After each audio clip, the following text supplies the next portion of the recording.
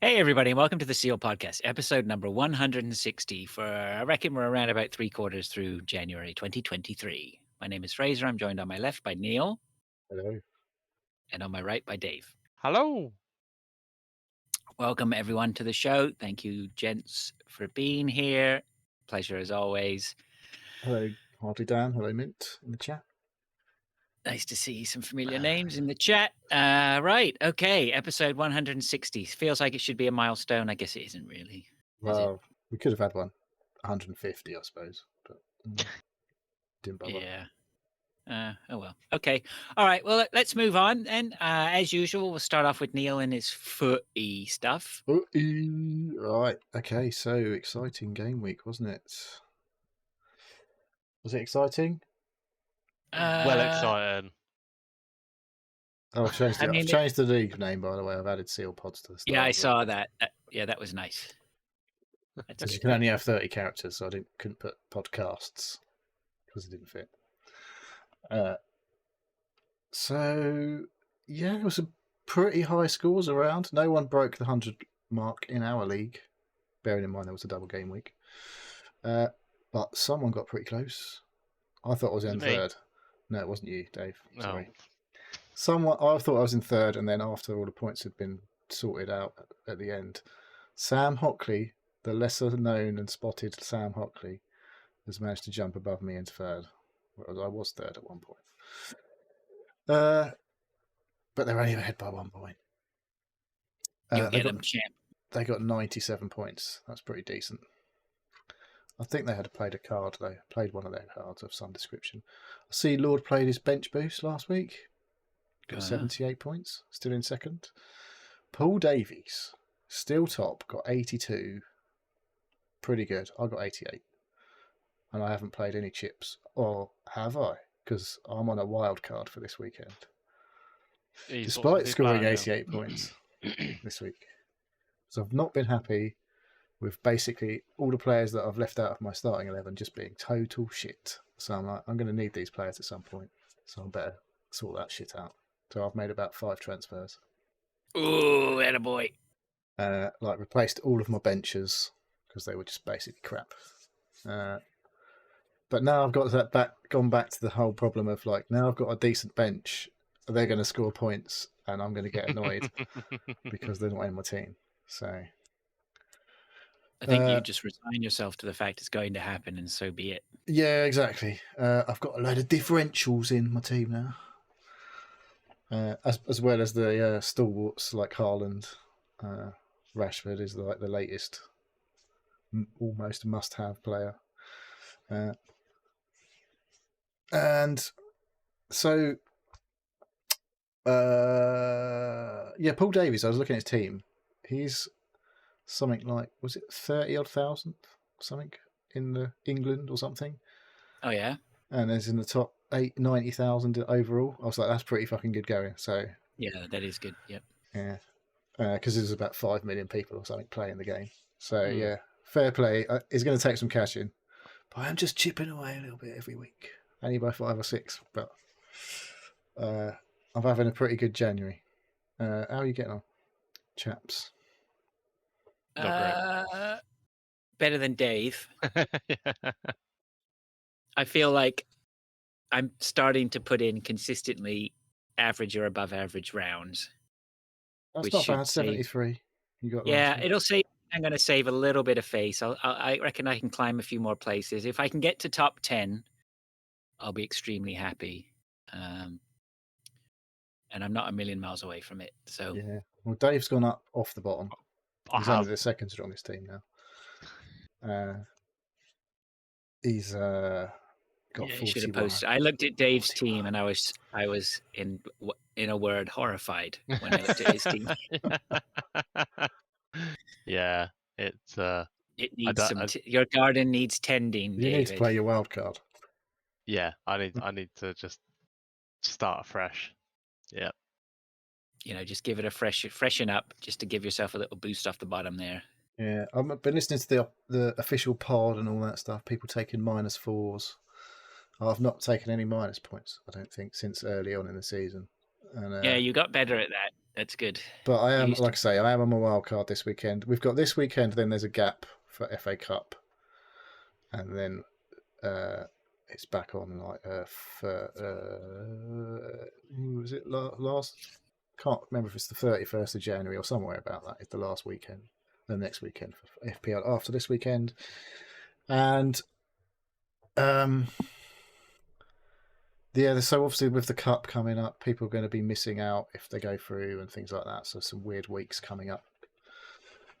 Potentially, there's another few doubles to come, and then like I say, there'll be doubles later on, and people missing games as well. Dave, have you sorted your team out for tomorrow? I've made a few changes earlier, but after Neil just said I should really play my We wild don't have card. to play wild card. Well, I know. I think I'll wait for another one. But yes, I've made a few changes. Look, here's what you already, do: so. go into the top there, look at Paul Davis's team, make a note of print out a copy of his team, then go put that team in your team and play your wild card. Yeah, easy. And that You need to sort make you a out couple for of the you next need few to make a couple of changes from Paul Davies' team. Otherwise, you will never catch him up. Potentially, you've got to go. This is the time of year. You've got to gamble Dave on trying some to wild catch Paul cards. Davis is a little bit on the. I mean, aim high by all means. Aim high. I don't think I'm going to catch him, to be honest. But if you shoot for the moon and miss, you might still get the stars. No, the stars are a lot further away than the moon. I will tell you my little football story from this week, though. I was at the pub yesterday with a Tottenham supporter, and he was fucking ecstatic at half time. He wasn't so ecstatic after full time. No. Oh yeah, there was a bit of a switcheroo going on in the second half. Yeah. But did they stuff it? Tell me what happened. I didn't catch that one. Tottenham was up 2-0 at half time. Yeah. And to be honest, they shouldn't have really been. Man City completely dominated the entire 90 minutes, but had two absolute horrors in the end of the first half and just basically gifted Tottenham 2 goals. Yeah, so that it was very happy. And then, was it about 50 minutes? It was 5 minutes after half time. 5 or 10 minutes. Yeah, it was 2-2, and then they pulled ahead. They just came out of the gate and slapped them. Yeah, they probably turned up in the second half, that's for sure. Yeah, it's classic Tottenham. Yeah, there was definitely a lot of Spursing going on in that game. Spurs was ripe. It was a good game though. It was fair play. It was a good game to watch, unless you were a Spurs fan. After half time. So I actually enjoyed that one. Sitting at the pub watching that. So was it? Yeah. What's the loyalty like around your area? Is there a club that's dominated? It's Black and Gooners probably everywhere now. Nah, not really. The pub that I was in had like a couple of dozen people in, and there was enough from both teams. If it was quiet, I'm assuming they were Liverpool fans. Nah, it's only when there's local football on that it's Northampton Cobblers. Well, they're in there. Proper local pub, but local people.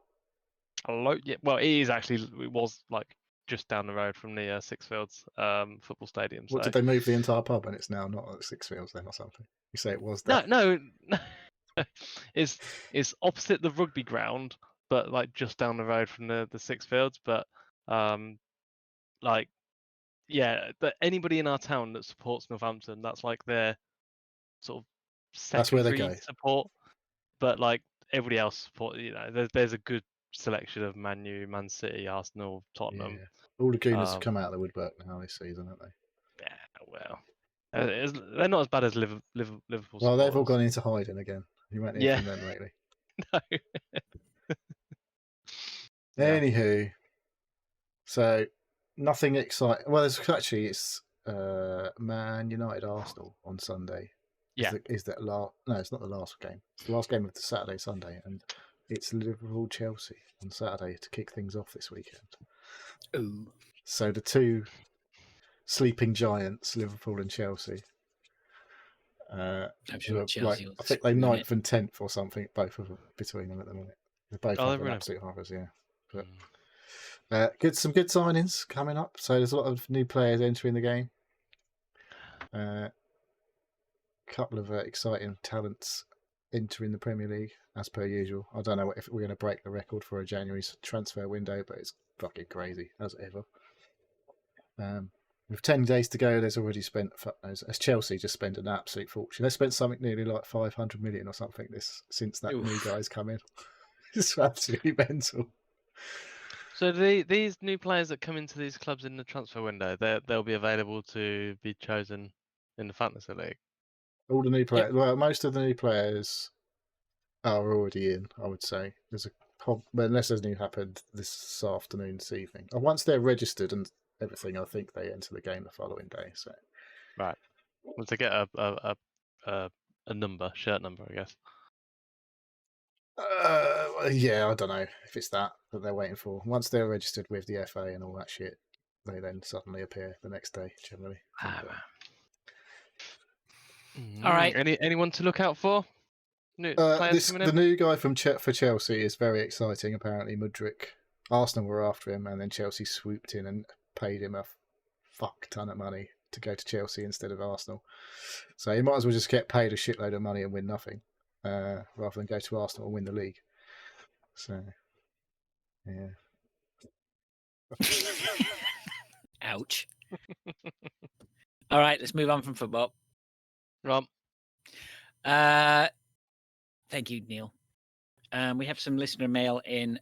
Friend of the show, big friend of the show, Stuart Cullen has written into us. He says, the darkest of days is finally here and the strongest of us all has fallen. Mark this date so none will ever forget, but we will keep a light on for this sweetest of princes taken from us too soon, in a hope his like will return. Hopefully you'll have a moment or two silence on the next show in respect for this passing, as well as raise a glass or two while looking back at some of your fondest memories of this true titan of the world of gaming. Hashtag RIP Stadia. He says in brackets, no, you are crying, not me. Well, there's definitely a few silences on most shows, I would say, and I've always raised a glass. Not necessarily to Stadia. I haven't had my finger on the hot Stadia pulse this week. Is it official then? Yeah, it finished yesterday. 2 days You know ago. those 18th, you know those scabby old dogs that like can barely sort of what you pull see on itself holiday across. That yeah, yeah, that flea ridden and barely hanging on to life, and it just needs a shotgun to the head. Shotgun? It's a bit overkill, isn't it? There's not much left after a shotgun blow to the head of a dog, is there? Okay, a sharp spade to the neck. There you go. Okay. It's got dark. We're invented dark mode, Dave. Already. Yeah, Stadia is no more. Yeah, officially shut down on the 18th. I mean, that's just nuts, isn't it? It's crazy. Well, it went on for I mean, it's quite a not while, crazy, considering no one was using it. So it's not crazy, but it is funny. Like it's not funny though today? It's not is it? funny, but Because everyone's losing their jobs today, or yesterday and today. Well, yeah, I don't mean it like that. I mean it's just weird for us. Like, yeah. Anyway, RIP.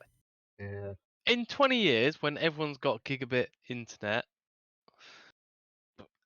and Wi-Fi 7 is around, where there's like literally no latency between any device in any Wi-Fi like area, it'll be brilliant. How can they get to a no latency? They can't, can they? Unless they go to light. Light's Right? just a radio wave. So It's yeah, but effectively, isn't it on the spectrum? Anyway, electromagnetic waves and all that shit. Radio is a Yes. form of light, isn't it not? it is an It travels at the speed electromagnetic of wave. light, is it? Yeah. Is Yes. it? Yeah, it is. Yeah. It's the communication within that and that's why like the 5 gigahertz is a lot faster than 2.6, but it doesn't travel through things so much. So that's why you need all these little things dotted around your house that can supply fast internet to everywhere. So yeah, like it travels at the speed of light, but only about 5 meters apparently, and then you have to get a booster to make it travel another 5 meters. It's traveling through things. That's the thing. They've made Wi-Fi travel miles, with big antennas and things like that. It's literally just the fucking stud walling, plasterboards, and brick Plasterboard isn't walls. much in the way. I think it's the sort of the more solid things that get in the way. Yeah, like lead the plating. yeah, and lead-plated walls. and sticking your Wi-Fi behind your TV Or or next to your microwave. in your microwave Something or crazy. Yeah. Well, okay, sorry. But yeah, in the It's future busy in the we'll chat. I'm have getting distracted. in the future we will have much better delivery Quantum of Wi-Fi. internet, quantum Wi-Fi. Yeah, no. But yeah, at the moment it's just the technology is not there. Even in America, like more than 10 megabit is not common outside of city areas. And a lot Yeah, of but those places have country folk, limits on it. they don't know. No one cares about them. So Well, it's they live in the country. still a big Probably part eating of the straw or something. I don't know. But this is like the biggest America's the biggest Western society, and they still have problems getting internet to It's a everywhere. fucking big Decent place, isn't it, internet to everywhere. America? Very Yeah, unwieldy. There's a lot of people. Yeah, No? vast areas of nothing though. Still somehow. Yep. Anyway. All right. Well, Stuart, thank you very much for dropping in and yes, rip Stadia. It was nice to hear from you again. Hardly Dan, who's in the chat, says, has Fraser decided on a handheld emulator yet? The one Amber Nicker said to be working on might be worth a look. I have, you know what? Surprisingly, I have been really enjoying going down the rabbit hole of handhelds and Piracy. emulators and just see. Nah, you know what? I've had more fun just this week. And I think we'll be talking about this in a little bit about what we've been up to, both Neil and I. But I've just been fascinated by all the choices that are out there. There are tons, like loads and loads and loads. Oh, it's ridiculous. That one web channel, YouTube channel that you put in, Retro Game Call. Well, I think Hardly Dan mentioned it as well last week or the week before.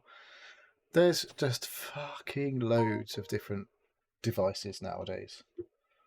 He's got a new device every few days. Yeah, it's crazy. But some of them, like there was one that's got it's packing like a Ryzen 6700 or something. I was like, what the fuck? That sounds like a beast. Yeah. Expensive though. Oh, I can imagine. No, in answer to Hardly Dan's question, if money was no object, there's certainly a couple I would be considering. I think I had my eye. If I had to drop coin on one now, I would probably be looking at, I think it was called an Odroid Go Plus. Is it a handheld? Yeah, it's a handheld, and the reason was it's one of the few that has a 5-inch screen. Right. How much is that? I think it was around about $120, $130. That's probably not going to be very good then, is it? Plus delivery. Well, I mean, that is a level of handheld that's probably going to do maybe up to PlayStation 1, possibly a PS2 at a push, but PS1 or below. But I'm just not interested in spending that much money. I don't think I would get the use out of it. Steam Deck is the one. I think Dan's obviously a massive Steam Deck fan, and it seems to be just the jack of all trades. It plays games like modern games, and it plays everything retro up to quite all right. I would thought. Yeah, quite recent, more recent than a PS1. I would thought. So. Yeah, I don't know. I mean, I'm just hesitant. I mean, I've eyed up the Steam Deck on a number of occasions, but I also hear, like, I am in some other forums with people I sort of talk to every now and then, and some of the guys there, like, I bought a Steam Deck and I never use it, and I'm really concerned that if I was to drop the money on something like a Steam Deck, that I just wouldn't use it. Like, I have a Switch. The retro thing is a bit of a phase, isn't it? It's like you're probably going to do it for a little while and then go nah. Exactly. Dip my toe in and then go. I'm not a massive handheld gamer. I don't sit and play on any games on my iPad. I don't do, so really for me, it's just like, I'm just enjoying swimming around and seeing what's going on. And I have tinkered this week. So I suppose I let's carry on and just talk about this. But this week, I don't know what, I think I was just browsing some Facebook Marketplace, and I'd already searched for some handhelds, and so obviously the algorithm's starting to work, Yeah. and it threw up in my town. Somebody was selling a Nintendo 2DS XL, for like 2DS. 2DS Oh XL. yeah. No, 2DS. So it's no, sorry, it wasn't a 2DS XL. Oh. Beg your pardon. No, it was a DSi XL. Right. Ah, not one of these then. No, I was going to say we've got a 2DS. That doesn't have a foldy thing. No. No, we have a couple of those in the house, and my son has a 3DS, but this was a 2DS XL, which No, it isn't. wasn't. You just said it wasn't that. It was a DSi. Sorry, it's a DSi XL. Beg your pardon, DSi Okay. XL. So my problem was was modded the DS. The screen's just too small, like a 2.5-inch screen on those 2DSs. DS. Oh, mate. DS. What's the DS Lite? That's what it was. So I looked. So somebody was selling the DSi XL, which is a 4-inch screen on those, for $60. I just put it out there. I'm like, "Would you take 40?" She's like, "Yeah, I'll take 40." I'm like, "Sweet." So I rolled over there, gave her $40. Thing is mint. It didn't look mint in the picture, but when I got it, it's great condition. Get any games? And no, well, only ones I've backed up, Neil. Okay. And so then I went about soft modding it. So it, back in the day, or with my DS Lite DS Lite that I have, it's a DST. I think it's a DSTT cartridge. But I went digging around, and you can soft mod this. So I soft modded it. And it's so bizarre, right? It uses an exploit. You have to use a memory card, and you transfer all these files onto the memory card, and you do all this dumping here and transferring over here and formatting this and whatever. But then it uses an exploit in the camera. So you have to go into the camera and then select the memory card that you're reading pictures from the camera. And then the whole thing just goes, all right, well, we'll go grab the pictures from the camera. And then it's like, I fooled you. And then it goes, and basically then the whole thing just gives itself over to being soft modded, right? And then you just, then you're in. And then so it installs on it all this Homebrew. Yeah, homebrew operating system. And I got it up and working. I mean, so I got it up and working, and I played some Minish Cap.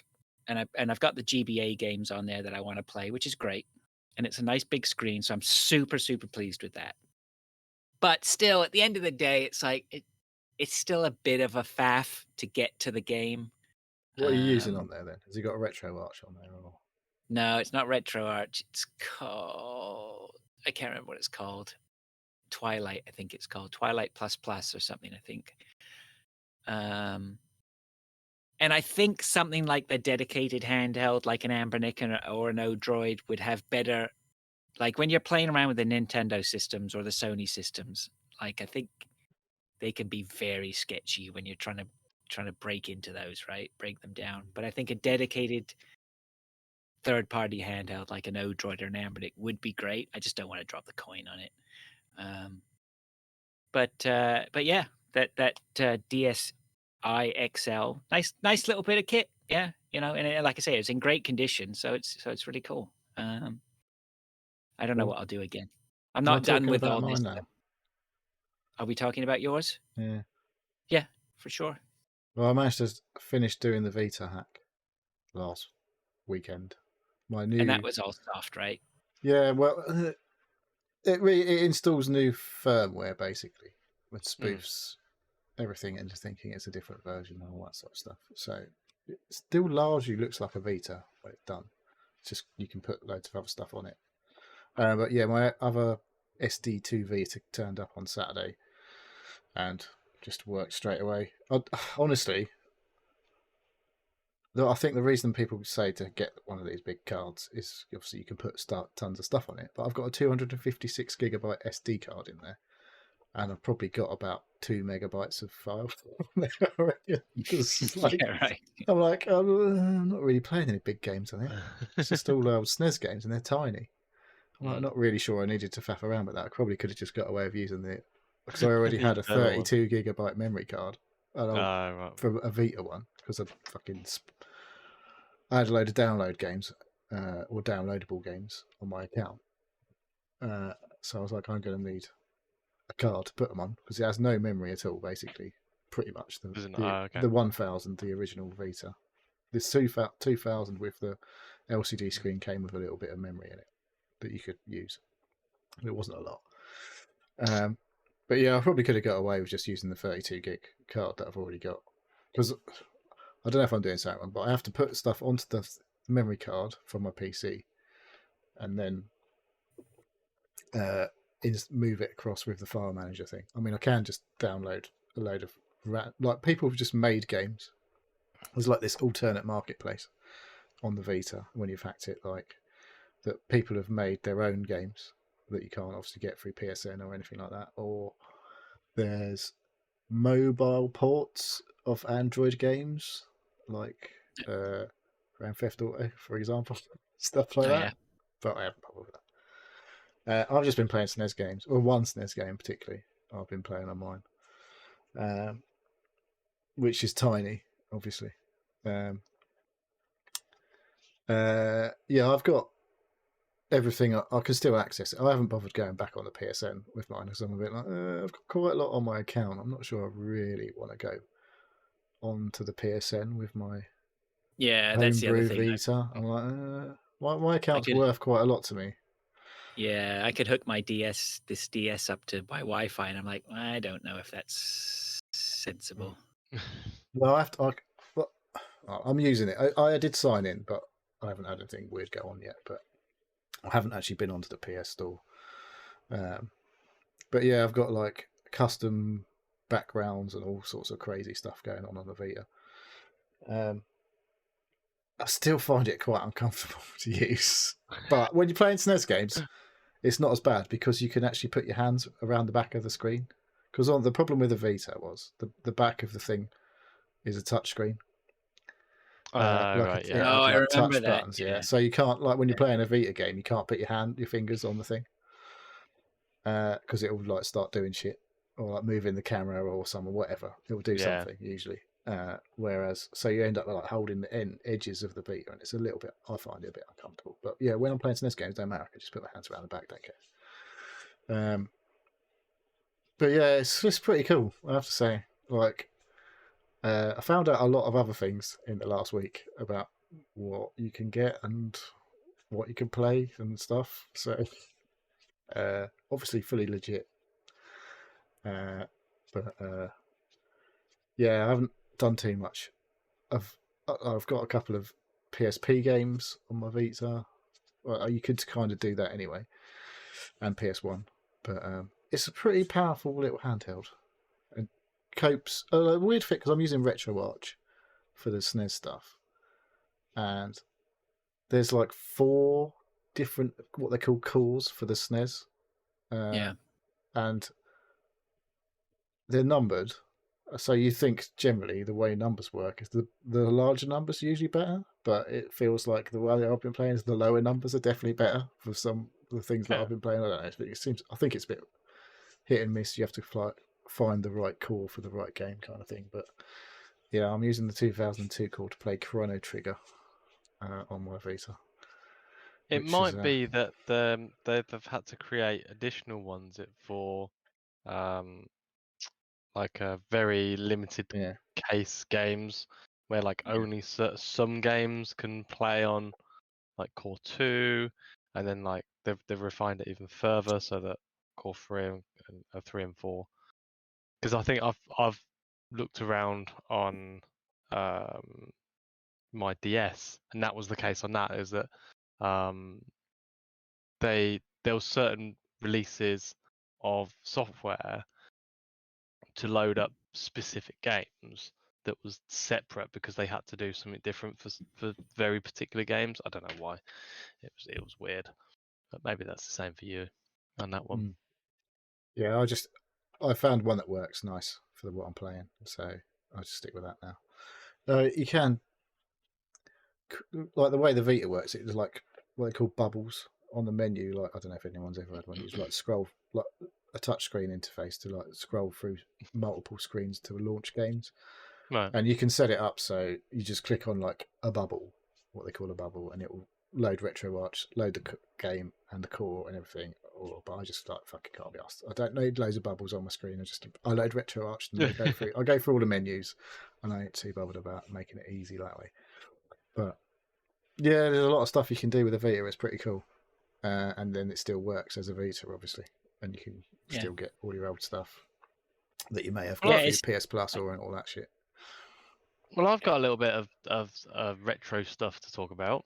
My brother bought a Pi All right. and an arcade machine, and it was like, apparently you can put arcade games on this, and I was like, yes, you can. It was like, I've got no idea how. He's like, he bought it, but like, there's nothing installed on it, and I was like, oh, like literally nothing on the Pi, so it was completely yeah. blank slate. So sorry, did you say he bought a Pi and an arcade machine? So he bought an arcade machine with a monitor and a Pi cabinet. I think it was a vertical cabinet. It was basically a LCD screen in it, right? And a Pi. And he bought it off somebody from eBay. It didn't pay much, like about £100, something like that. It was right. It's a big cabinet. It's like a I don't know if it's well, it probably won't be an official one, but it's a. It doesn't sound like it. No, because it's an LCD screen, and the old ones weigh a fucking ton.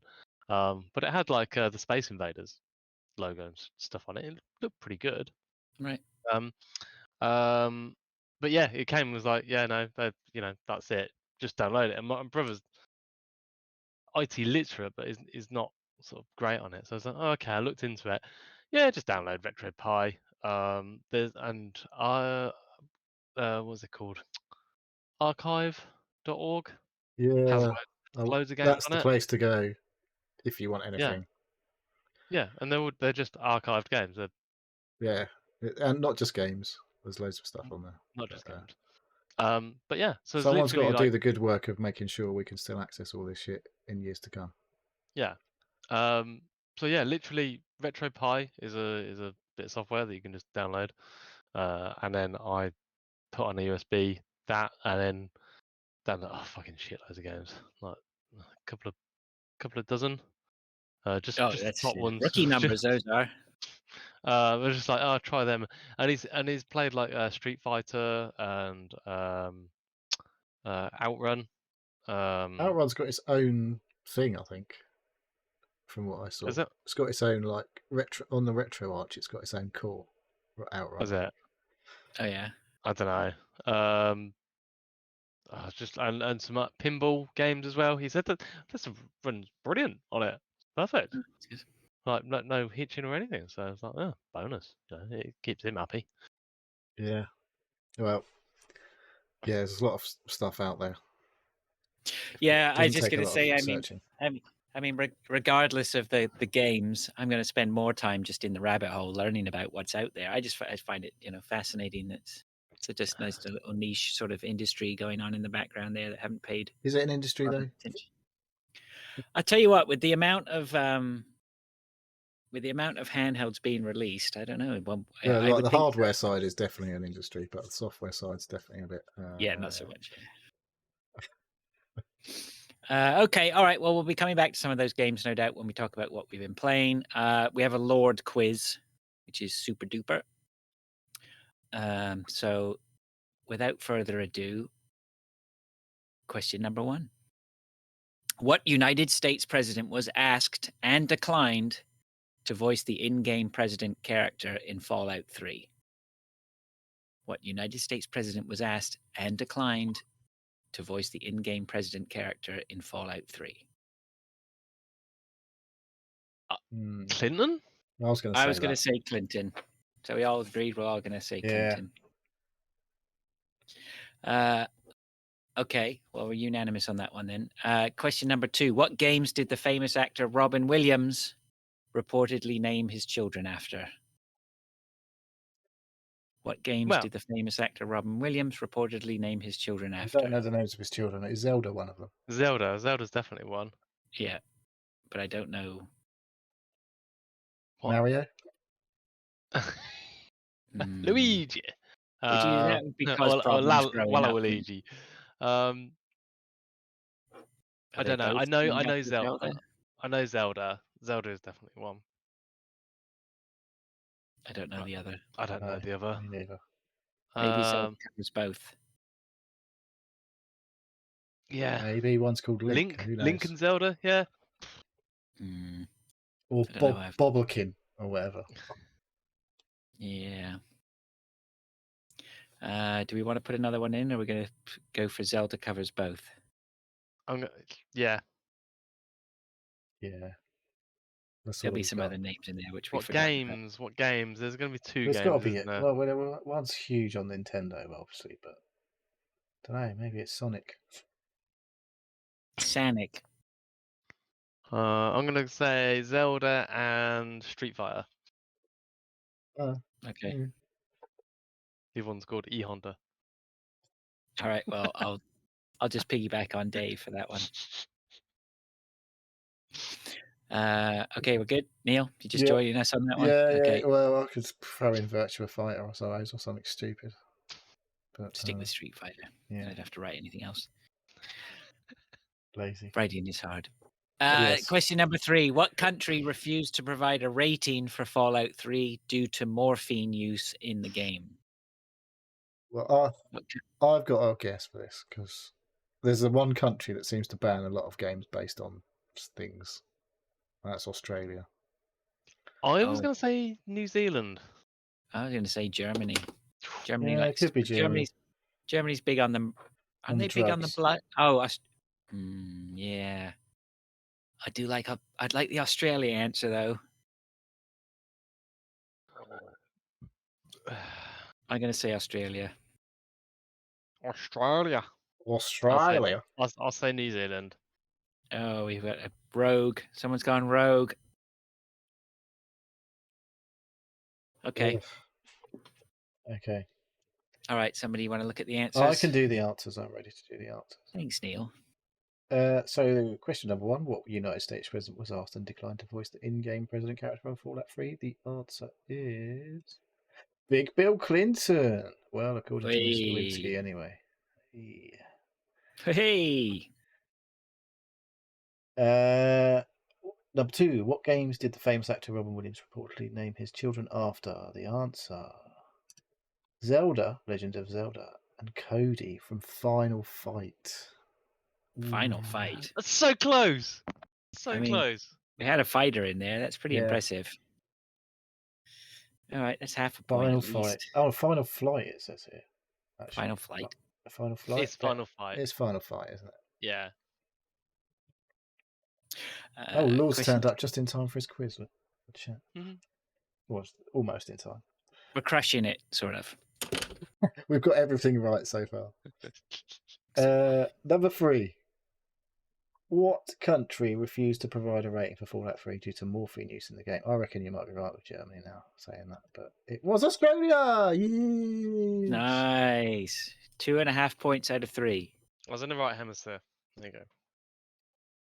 Well, for us. there's not much Dave. closer than New Zealand to Australia. Dave went rogue. He's eliminated. Are we doing this week's conundrum? Because we didn't do it last week, so we've left it in this week. Why? What was last week's? This Well, it one? was the same as this week. What is the conundrum this week? The conundrum is, would you rather have a fully grown elephant or a skunk as your companion? Both, I can tell you, I would go skunk all day, every day. Yeah, so it's a bit... As as long bad as it as a was- skunk is, it's quite as hard long to as it was fucking house an elephant. You could have them whatever they call it. Skunked. Deglanded. To Yeah, get its something like glands that. out. And they look to be very, they're pretty good pets, apparently. And they're very Just cute. Paint it black and it's a cat. Just like in the cartoons, right? Yeah.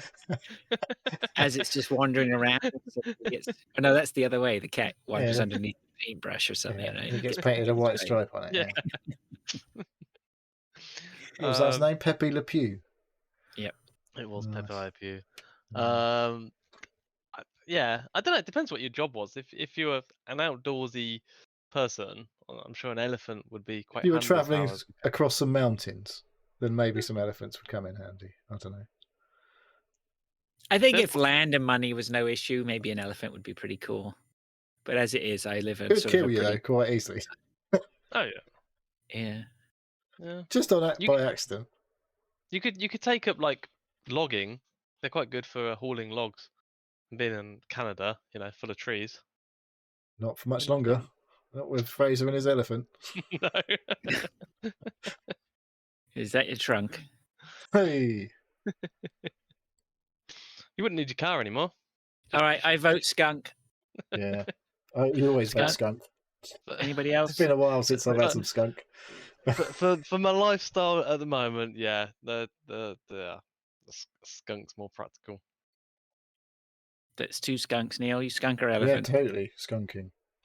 Skunk. Nice. Skunk Okay. or skunk. 3 votes to skunk. Thank Thank you, Lord. you very much, Lord. Nice. It looks like Dave or somebody is inside wielding the banhammer in the Too Twitch right, stream. I just did. I was like, "Hey, get rid of that nonsense. Sorry, Somebody thanks for knows. following and everything, but don't start spamming the chat with your bullshit. Okay, let's move on then to what we've been doing. I'm pretty much. Oh, I say I'm pretty much done. I went to the dentist this week.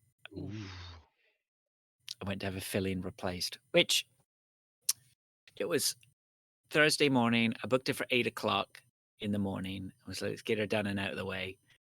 And it was one of those ones where they went in, they put a little bit of the topical cream on. Because I got a shit. So basically, so what it is, so I had some pain in my tooth and I went to see him. And he's like, yeah, but probably best we replace that filling. Was that done in England? And I'm like, yeah. And he goes, fuck. What kind of medieval dentistry have you got going on over there? No, haven't you? We didn't have to fucking pay for it much anyway.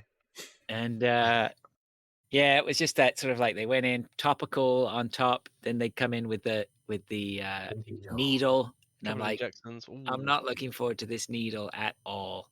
And they go in with the needle. It's a little pinch, and then it was pretty much that was it. And Where was it? Oh, okay. You're filling at the back. It's at the front, sort of front to the side. Where it fucking hurts to get injections. And the needle went in, and they're like, okay, you might feel a bit of tingling or whatever like that. And I'm like, okay.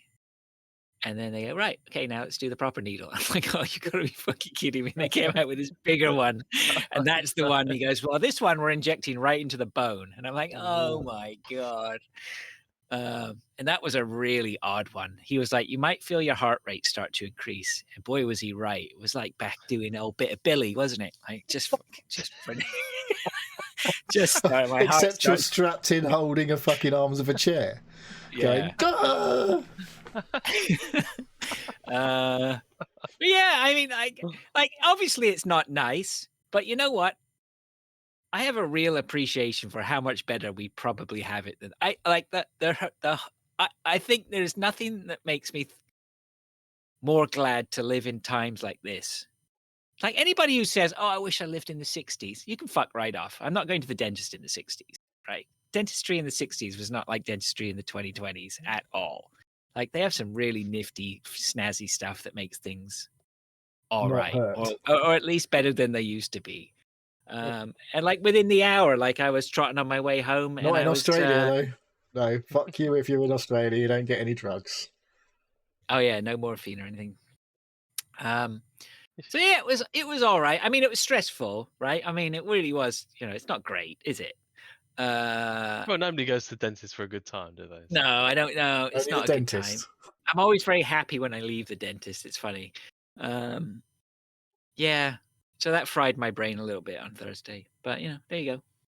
Nice. And as I was leaving, here's the thing that I did do as I was leaving, as I was paying my bill. She said, "Oh, and you've got you're back in June for your cleaning." And without breaking a step, I went, "Can we bring that forward, please?" I'm just like, get my teeth cleaned as often and as possible. I just don't want to go through the cleaning that I went through last time when it was just too much. You could just floss. Dude, I floss, I brush my teeth, and I still just suffer from really bad buildup of whatever the shit is going on in my mouth, right? That's your good old English genes, that is.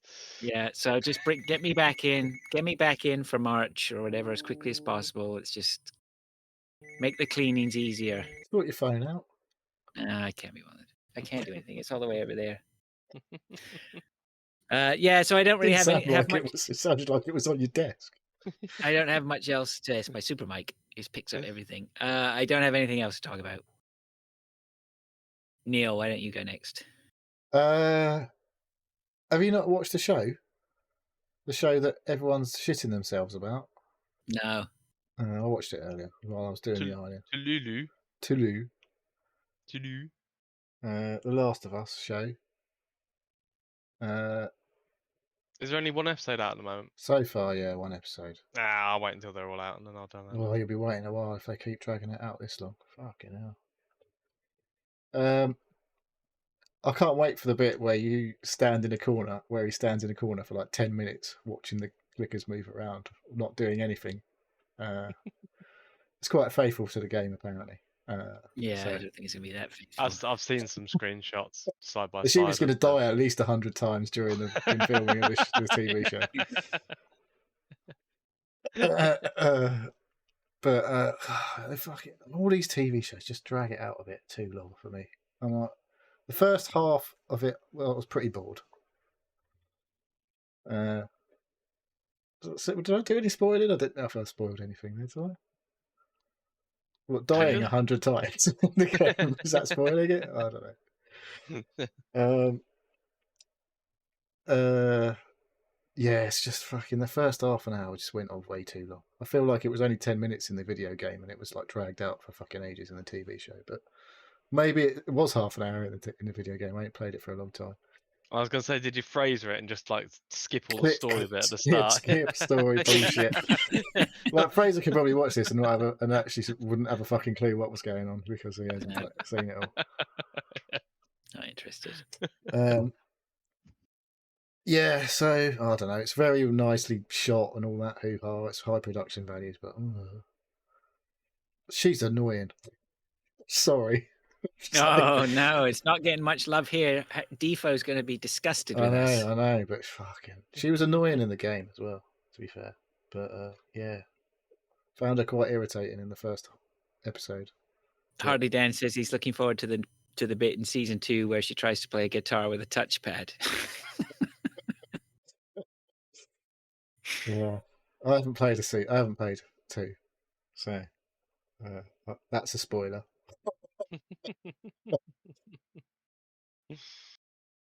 Yeah, I guess we'll see. I'll see how it goes on. It did pick up towards the end. I was like, okay, I think I'm in. But yeah, was it just you watching it, or was the missus? Yeah, I was doing the ironing while she was at work and everything today. Okay. But I mean, the test is if you get you off your arse and watch the second one or third one, right? It's like at some point, it's the one thing that everyone's going to be watching, isn't it? Like there's people at work watching and talking about it already. So I'm like, yeah, but with all these things, right? First of all, the Last of Us has a head start on almost all these television shows because it's got a massive cult following of people who don't know any better, right? And then there's the whole hype train, right? Once it starts, everyone, are you watching it? Are you watching it? Are you watching it? And then I think, yeah, I'll give it to. There is like, it is good to. Well, it's like the Game of Thrones when have the you Game of watched Thrones it, Dave? was Did you big. watch it? I haven't watched it yet. No, I heard it's like I should do though. But it's like when the Game of Thrones, when people were watching it, like as it was being released, there's the whole thing around it and talking about it and people throwing in their own, thoughts and theories.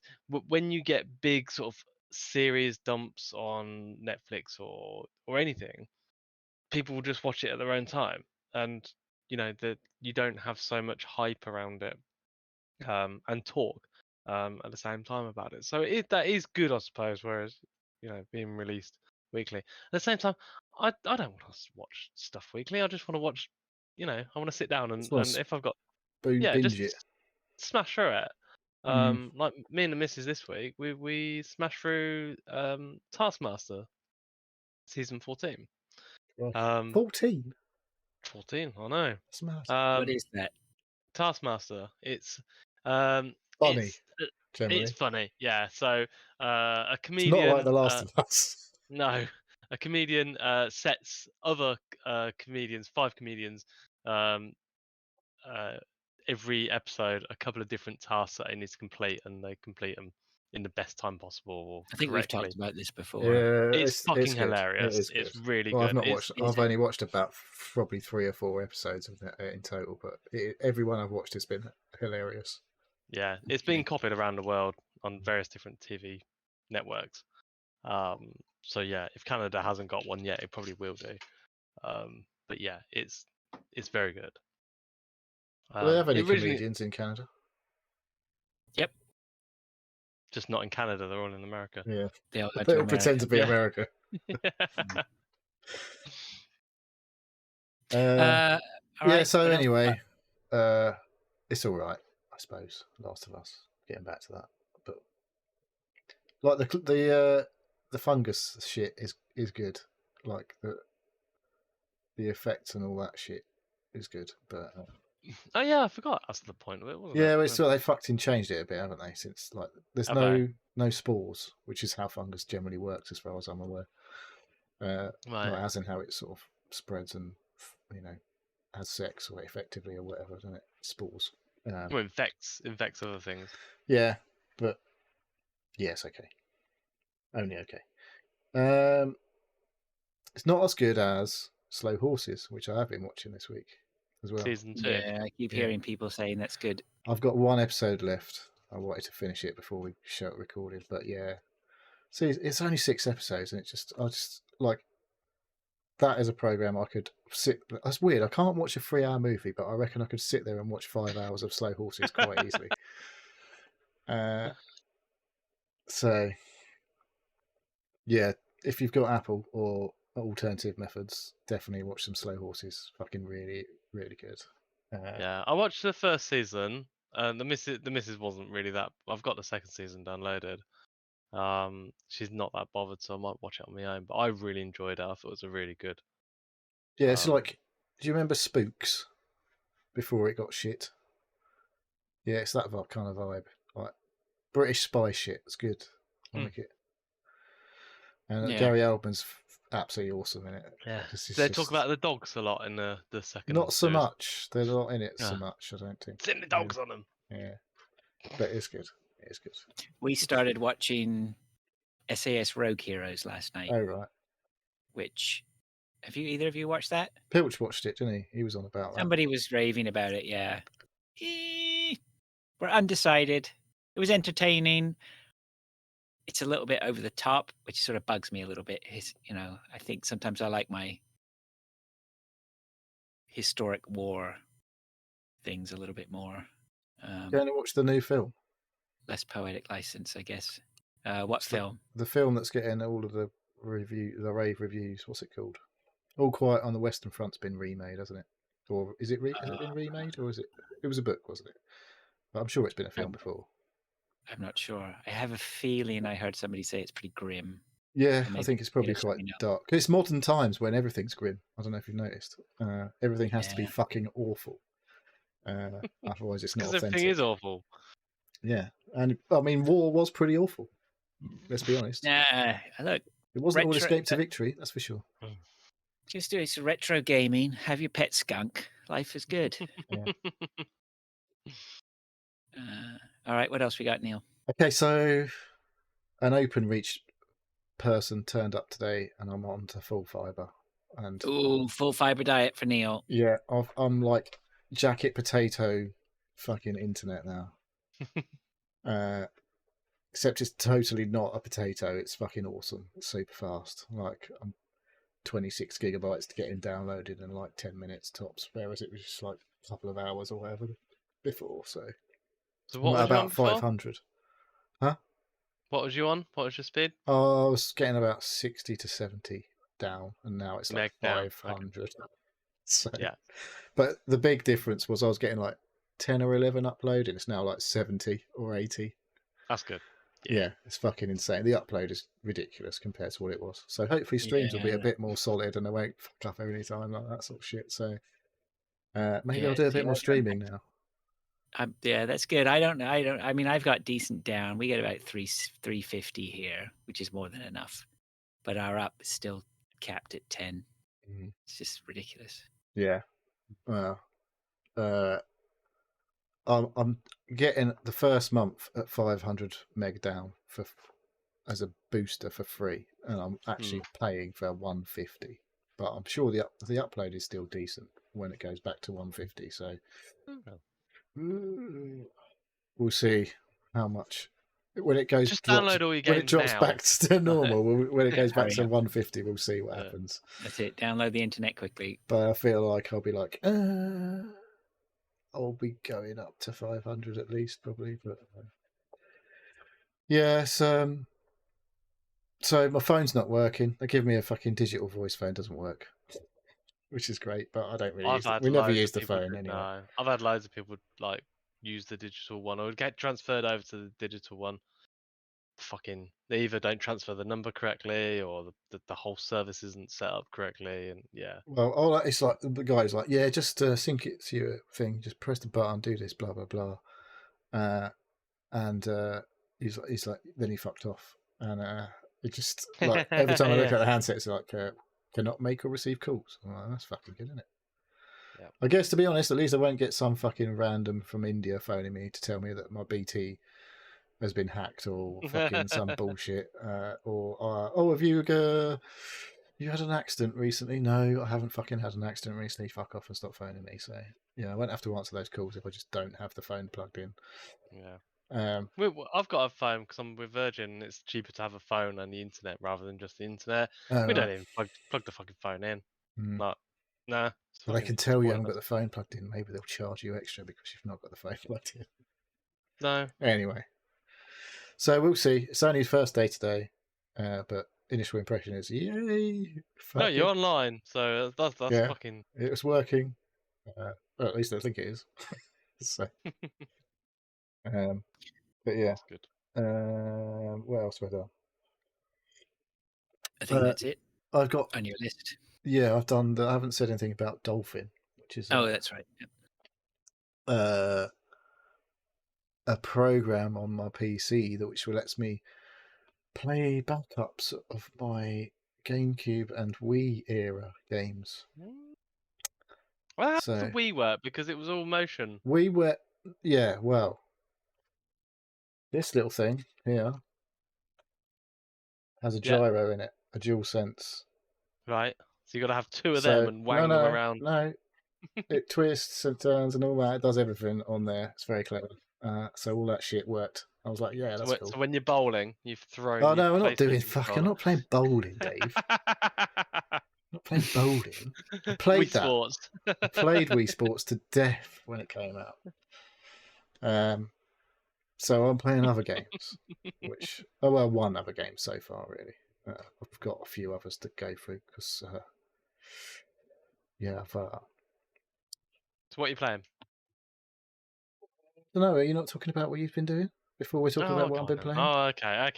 Is that it? Are we done with Dolphin then? I'll just say it's very clever, very cool, and I'll talk about the game that I've been playing on it in a little while. All right. Okay. Cool. Dave. So this week, apart from smashing through the whole of Taskmaster, I've been doing lots of bike stuff. I've been out on the bike a couple of times. I've booked a session, a course called California Training Course. Is that for Do you have getting to do your knee hacky down? sack? Do you have to do your hacky sack? For the motorbike. It's a day course on a track in Bedford Autodrome, where I do the first of 4 levels in learning how to ride a bike on a track. I've had a quick look at the sort of videos and promotion stuff, and it's basically the is it California? I can't remember the bloody name of it now. I think I did a course with those guys. It rings a bell. I think right. Pretty sure.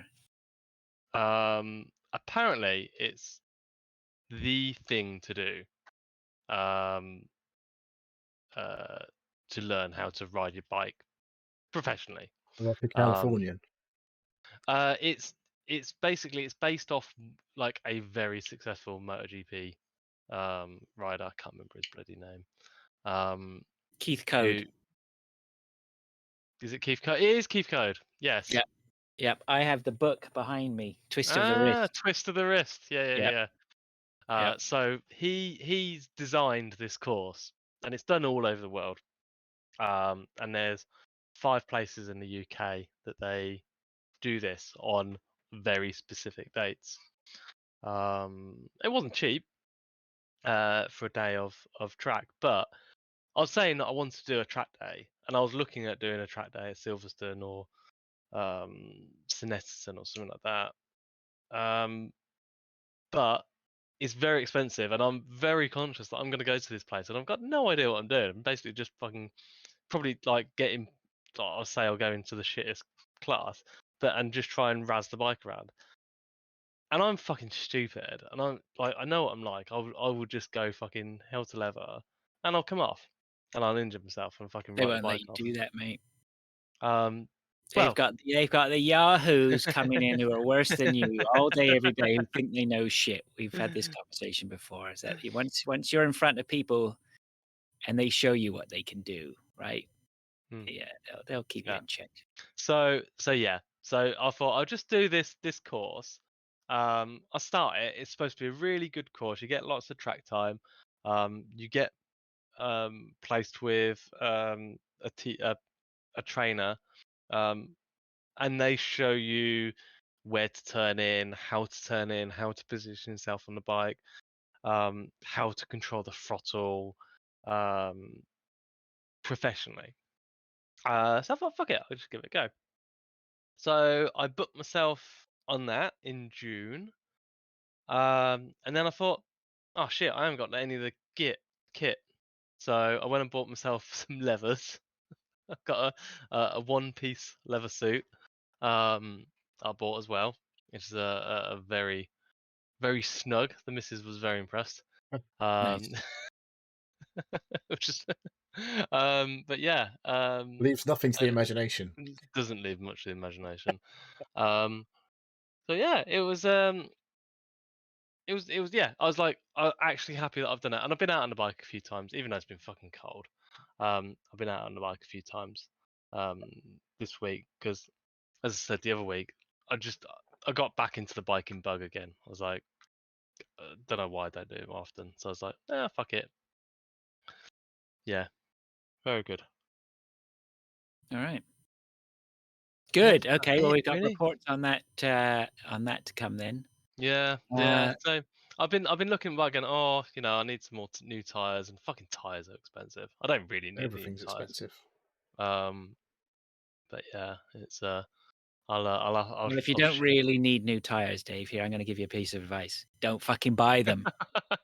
I know, but I want Jesus. them though. I want the best ones. You can buy new rims as well, and then you Hey, can just switch you'll them buy over. new rims so you can just swap them out. Yeah. Yeah. Then you need a torque wrench. Then I you need need a full full. Then you might as well get a full air compressor. I'll tell you what. Why don't you just buy impact drive. a second race bike? Yeah. Why don't you just buy a racing team? And we'll come and work for you. So yeah, it's but yeah, my life has been mainly about my bike, and I've got to buy track insurance and fucking all that shit. Definitely need track insurance by the day, isn't it? You only have to get track insurance for a couple of hours, though, surely. Yeah, because I'll be there. It starts at 7, and you basically finish at 5, and you get about 4 or 5 hours. The funny thing is, basically, if you fuck your car up, it only pays for any damage you do to the track. It doesn't fucking pay for your car. It's fucking expensive though. I've like the people that go to is it Germany that do Nürburgring. I've been watching Nürburgring and crashes this week. I love it. That crashes. What, people in their shit cars crashing? Yeah, people. Some guy hacking around in his BMW station wagon, right, and then just spins out of control and tonks the side. I'm not being funny. And not huge crashes, but you're just like, even just a small little dink on the side rail. You're just like, That "Ooh, track is that's absolutely terrifying in a fucking video game, let alone in real life. If you're trying to do that anywhere near full speed in a fucking shit car with shit tyres, fuck that.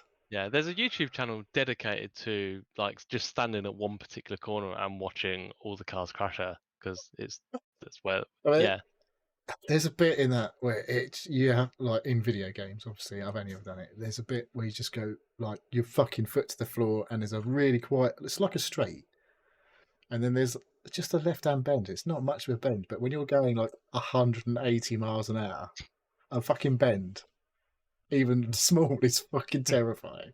Especially when it's like up a hill and all that shit, and it goes over, it crests at a hill. Oh, it's fucking absolutely scary. Yeah. Not surprising that no one really races there anymore. No, well, they do still do test drives and stuff, don't they? Yeah, But everyone it's just goes and open to the takes their public. new car to show how fast it can go around the Nürburgring because it's like a benchmark. But no other fucking roads are really like that place. thing is, the Nürburgring, it's not the car, is it? It's track knowledge. That's what's going to do, like it. But there's just so much. So what is it? 15 kilometers or something? I don't know. Yeah. Yeah. Is It's the a public. GTR It's a public still road. like the fastest production car? Nissan GTR was the fucking Hmm. fastest production car for a bit. But, yeah, one of them's not exactly. It's like barely a production car. No. So, All right. Let's move on then to what we've been playing. Anybody want to go first? Neil, do you want to go first? Okay, so on the aforementioned Dolphin emulator, I didn't say what it was when I was holding up and saying what it is. My DualSense PlayStation controller, PS5 controller, works an absolute treat for playing Wii games on your emulator because it has all the gyro stuff built in, and it just immediately go into the settings for your emulator, and it recognises that it's a DualSense controller and that the gyro's basically all set up and ready to go. Nice. So it's a piece of piss. Yeah, Dolphin's been around for a long time. Yeah. So it's pretty cool that it's it's been around this long and it's so plug and play, right? Yeah. So I went to my back catalogue of Wii games, which I obviously own, and pulled out Super Mario Galaxy 2 for a little bit of a blast. Definitely finished the first one. I definitely finished the first one. I'm not sure I finished the second one. But fucking just fantastic game. I just got to be honest. It looks fucking awesome, I have to say, on the emulator. Yeah, I noticed that when I was watching you. Yeah, like, I mean, this is a Wii game, so it's obviously been up-resed like a bit. Like, you can see, like, some of the textures aren't 100, like, super good, but when you're playing Mario, it doesn't matter so much because it's kind of it's primary, isn't it? It's like yeah, it's a style as much as it is anything else. So like, it doesn't need to be super detailed on all of the textures. N64s definitely look a bit ropey these days, but yeah, Wii games up-resed and everything look pretty fucking smart, I have to say, and it still plays great, absolutely great. I've not got too far in it. I played it for a few hours, but I'm doing the whole, like, the thing with that is you get access to a level, finish that level, get your star at the end of it or whatever to finish the level, and then you unlock an alternate version of the same level and you can play through. It's pretty different to be usually, but you are like, there's 2 stars for every location, as it were, on the map. And the more stars you earn, the more locations you can go to and all that sort of crap. So, but yeah, it's just, I don't think anyone really makes. I don't really play games like this anymore. But it's just fucking awesome to go back and play. Like, I haven't played Odyssey on the Switch, which I actually do own. They're just different class, though, aren't they? Yeah. I mean, it's whether you like them or not is a moot point. Yeah. First party titles, and I think you've got another one lined up after this. It's so polished, so good. Yeah, it's great. And so I'll be probably hopping back in and out of that for a little while. And I said earlier, another Nintendo game, that I've been playing is Chrono Trigger, which is quite old, but it's a game of quite high regard, I would say. I've never. Very high regard. Yeah. Is that the SNES version you're playing? Yes, it is. Yeah. What other versions are there? I mean, it has been re-released. I have. Hasn't it? I think. I'm pretty sure there was a PS1 release, and I've got a feeling that they might have sort of given it a spit and polish later on, but I can't remember. Somebody Yeah, I chat. think it's. I don't know if it's had a remaster or something. I feel like I've played it somewhere, but it's an old 2D RPG.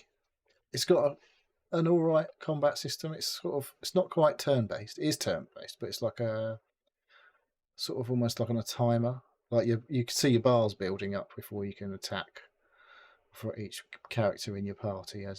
Well, I've got 3 characters in my party at the moment. So like a sort of you'll have an opportunity to attack or use one of your techniques, which is like a sort of magic kind of spell, but depends on who your character is. It's either magic-y or it's not at all. It's sort of like your super attack for your sword guy type of thing. Some people literally have like magic, I assume, later on in the game. So I mean, I'm into it. I'm into it at the minute. I don't know if I'll finish it. I think it goes on quite a long time, which is it's fascinating, really. Like these games that literally are like a couple of megabytes at the most have so much content in it. It's fucking insane. Yeah. Compared to the multiple gigabytes that we have to download for something that might not even take a couple of hours. Yeah. Well, that's what's great when you when you go and watch some of these documentaries on game development and stuff, and you find out the tricks that they used to do, and like you say with these older ones, like they didn't have a lot to play with, right? No. They had to squeeze whatever they could out of what they had and what tricks and things they.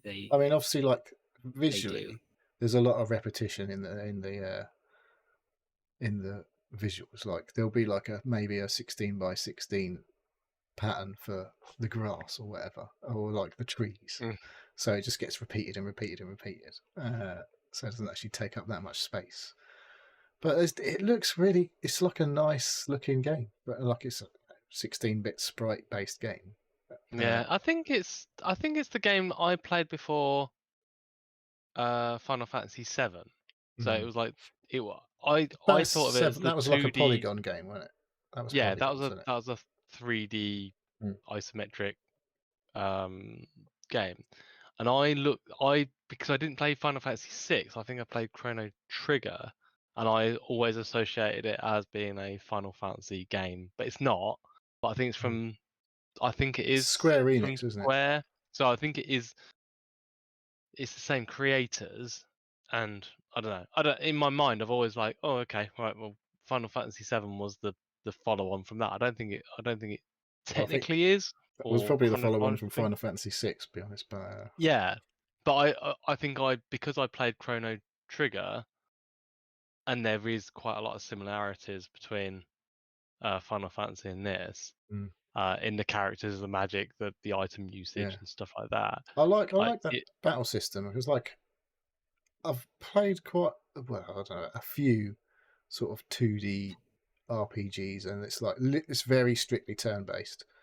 Like you'll have like because I can be deciding what I'm going to do in Chrono Trigger, and I'll get attacked. So it's like there is, even though you can get to choose between like 2 battle systems. I can't remember what they're called. One of them's weight, and I'm sure I chose weight, but they seem to just attack me anyway. So like I can't spend ages just sitting there like some, even a proper turn-based game. Like you're like, what am I going to do? You can spend like fucking 10 minutes deciding what you're going to do before anything happens. So you can't do that in this. It seems it's just like. I think Final Fantasy VII was the same, wasn't it? You couldn't wait too long, otherwise the enemy was going to have a pop at you. Yeah. So I'm still very early. The gist is like Okay, you get woken up by your mum. All these games have always got kids in, haven't they? They've always Right. getting woken up by your mum. I You started get I think it was Golden Sun the other day, and you get woken up by your mum. I think Link is always being woken up by somebody before he starts his Yeah. adventure. Go on, out of bed. Yeah. So I get woken up by my mum. Don't even have breakfast. Fuck off out to see your mate because she's made some invention. She's some inventor kid, your mate, Luca, is her default name.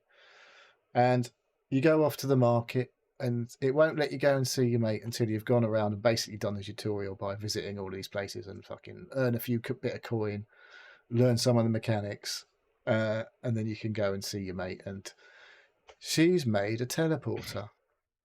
And on your way around the market, you meet this girl, Marl, and she decides, because they ask for a volunteer for the teleporter to test it or to demonstrate it, because obviously it's already tested. And she volunteers, and no, sorry, you do it first. It works fine. Then she goes and has a go, and because she's wearing this fucking pendant thing, it goes a bit fucking weird. Opens a time portal, and she fucking disappears through the time portal, but leaves the pendant behind. So everyone's like, "Fuck!" Like the girl's dad is helping her with this invention, this teleport invention. He's like, "Shit, yeah, nothing to see here, folks. Fuck off." So you then obviously pull the pendant on, go through the teleporter, and disappear to this alternate dimension or whatever it is. Or it's basically it turns out it's a time machine. So you turn up in the same place, but 400 years earlier, and then I guess the idea is you've got to get back at some point somehow. So yeah, it's very like, I don't know. I never really got very far with Link to the Past or anything like that. But it's that top-down 2D style RPG, and I don't play it all the time. It's not like there's something like I'm playing, but I just like pick up my Vita when I'm like, it's nearly bedtime or whatever, and I just have a little play for a little while. And it's just pretty cool so far. And I'll see how long I play it for, or if I bother. Yeah, this is going to be the thing. How much staying power have we got with? It's the same. Well, I'm into it. I'm into it at the minute. I'm interested because I know loads of people rave about this game, and I'm like, yeah, I'm into it. I like the combat. It's pretty simple, but there's a little bit to it to like learn. Like I say, the timing thing is like trying to get to the gist of like, I've got these abilities, I'm unlocking stuff, and I've got fucking tons of money because I've been through this cathedral place, killing loads of fucking, getting to little battles. But it's, that thing like when you're walking around the open world, sometimes in some of these games you're constantly getting pulled into a fight. It hasn't really done that too much. Like I'm having to go into a place, and then you can see the enemies walking around. It doesn't really surprise you too often.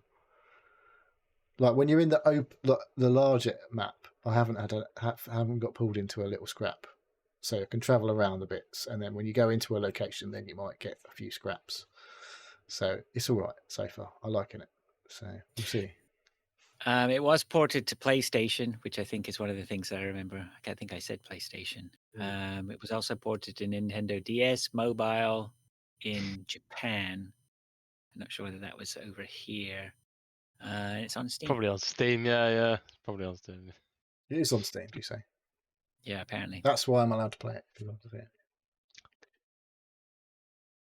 So what else? I've not been doing my videos. I forgot. I've just been carried away and not doing my videos.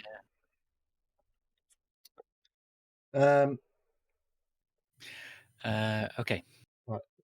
Does someone else want to go quick? Before I go, I've got 2 more. So I can talk about Golf Club Wasteland, which I bought on the Switch many moons ago.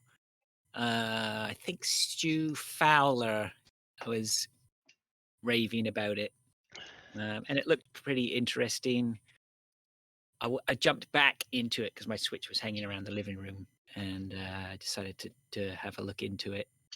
And that was on there. So it's basically, and I've played it before, and so basically just the nickel tour here is that Earth is a wasteland. You're this astronaut. I mean, I may have this a little bit wrong, but you're an astronaut who comes down and basically you're playing golf, starting at one point, golfing across this wasteland to try and get to the hole, which is further down. And um, I dropped off it before, and I have a feeling the reason I dropped off it before because it isn't. While it still is a golf game, and we've all played 100 golf games in the past, um, where you're trying to get across the screen like everybody's golf on the phones and things like that. It's really hard. It's not easy at all getting to What's some the of these. golf part of it? The golf part is actually pretty punishing. Um, and but it's I think it's the reason Stu Fowler gushed about it is because it's got this very atmospheric backing track and radio station that plays behind you, which gives a very good. So it got a good story. I don't know if it has a good story. I think apparently you're supposed to be working towards finding out something that's going on, things that get revealed. I apparently had got as far as like the 18th section. I don't want to say the 18th hole because it makes it sound like it's a golf course, but it's because it's not really. But it was like the part 18, and then I played part 8. I think I played part 18 and 19 and 20 the other night, and I'm going to pick it up again and carry on with it because I think this time when I sat down with it, I had a better mindset of it's challenging. Like, I don't know if that's making it sound quite right. It's generally golf games tend to be like you're trying to get them in and get something in the hole in 3 or 4 attempts. I mean, I think this one, by the time you've hit your 20th shot, it says you have the option to skip now. But really, I don't think it. I didn't even notice if it was keeping. I suppose it's keeping score in the background somewhere. It's going to tell me something. But I mean, it never at any point is telegraphing my score to me. The only thing it telegraphed was I'd taken enough shots that it was going to say you can skip now. You've been battling this enough. Do you want to skip it? And I didn't skip it.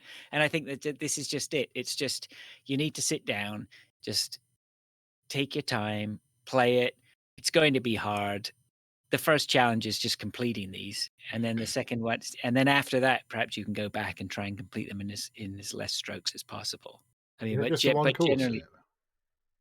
well, I don't even want to call it a course. It's just like multiple levels, right? And I'm at level 18 or 19, and I'm looking at your screen here, and I don't recognize any of this. So I think maybe this is like still more stuff to come, way more stuff to come.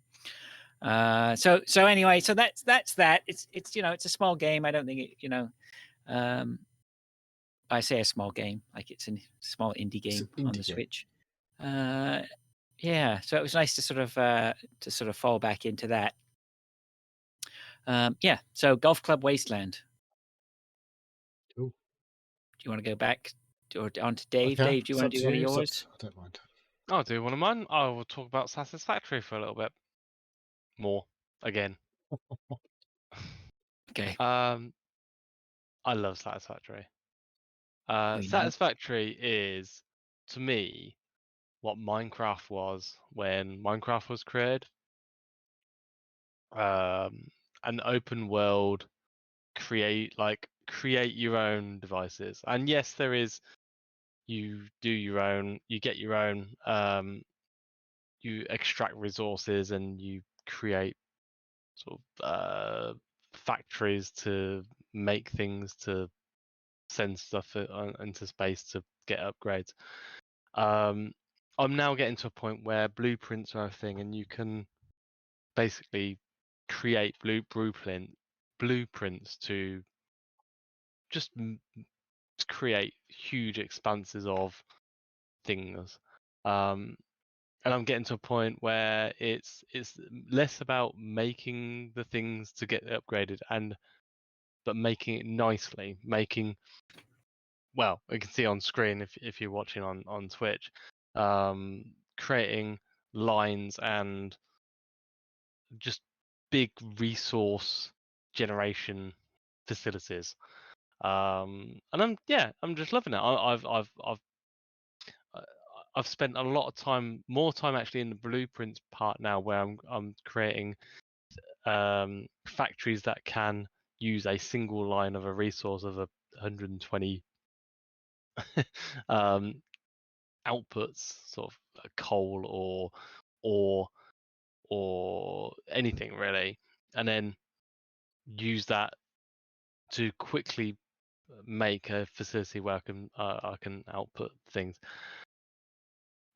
It sounds really weird, but I'm more making it into my Minecraft, where I'm making places where these things can be built. It's less about the resources that can be generated and the complexities about that, and more about, I want to make something look really nice. I want to make this area that I'm doing. I want to set it out really nicely, rather than just smash everything in and doing like big lines of just randomly complex things.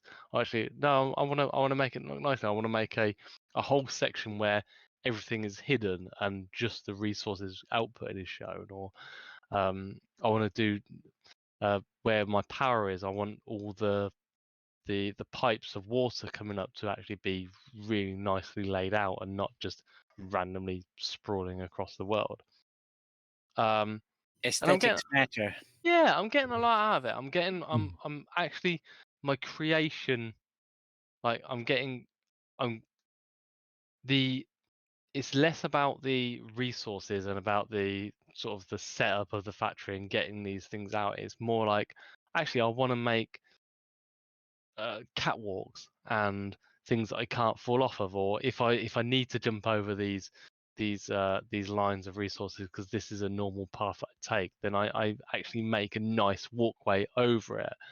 And you don't have anything clipping between, because the way the game is, that you can have like resources or things clip through other things, just the way it is. And it's like, no, I don't want any of that. I want to make it all look nice. I want it, and I'm getting into more of a, oh, this is really nice, just a world to be in, and I want it to be nice and things like that. So yeah, I've realized before I was spending a lot of time trying to get to a certain point, and now I'm at the point where I'm like, I'm just happy just bumbling about in this world. Yes, I'm progressing and all these things are being created. It's like having an allot. It sounds like you've got an allotment, right? Where you just like do a little bit of work, but you probably might not work all the time. You might sort of sit back and admire your handiwork, and that needs a little bit of type there. And it's funny that the missus is normally never interested in what I'm playing. And it's like, oh, how are you doing now? And like, oh, okay, like, and I sort of do a show of how my factory is looking now, and so, oh, okay, well, yeah. So like it's weird because she's never been interested before, and I think she's just interested just to see what kind of weird things I'm into, like or she's or getting doing. into your psyche by watching it's just like, what what you do. actually are you doing? But all these complex things and processes, and it's like, oh yeah, okay, so I'm turning this into this, into this, and this, and this, and then I have like trucks traveling across the world to transfer things over, and she's like, oh, okay. But I don't think she's ever seen me be not artistic, but sort of wanting things to look nice in such a way. Like, I know I've had games where I've done that before, but she's never seen it. And because I've been talking about it quite a lot to her, she's like, oh, okay, what actually are you doing? Oh, okay. So it's quite refreshing. She's actually interested, because I could play fucking Call of Duty or Wreckfest, or it's a driving game, it's a shooting game. But it's like, actually, like, you're taking an interest into making this look nice. Neil, yeah. You cynic. Go on. What? I remember when my wife used to fake an interest in my things I was thinking it, but I wasn't going to say it. Well, she's more interested about this than my quest to get 8 guns in Call of Duty. Yeah. Have you got that gold. platinum? Have you got that platinum M4 I'm yet, so Dave? close. I'm on 7 weapons now. So I bet she hasn't asked you that, has she?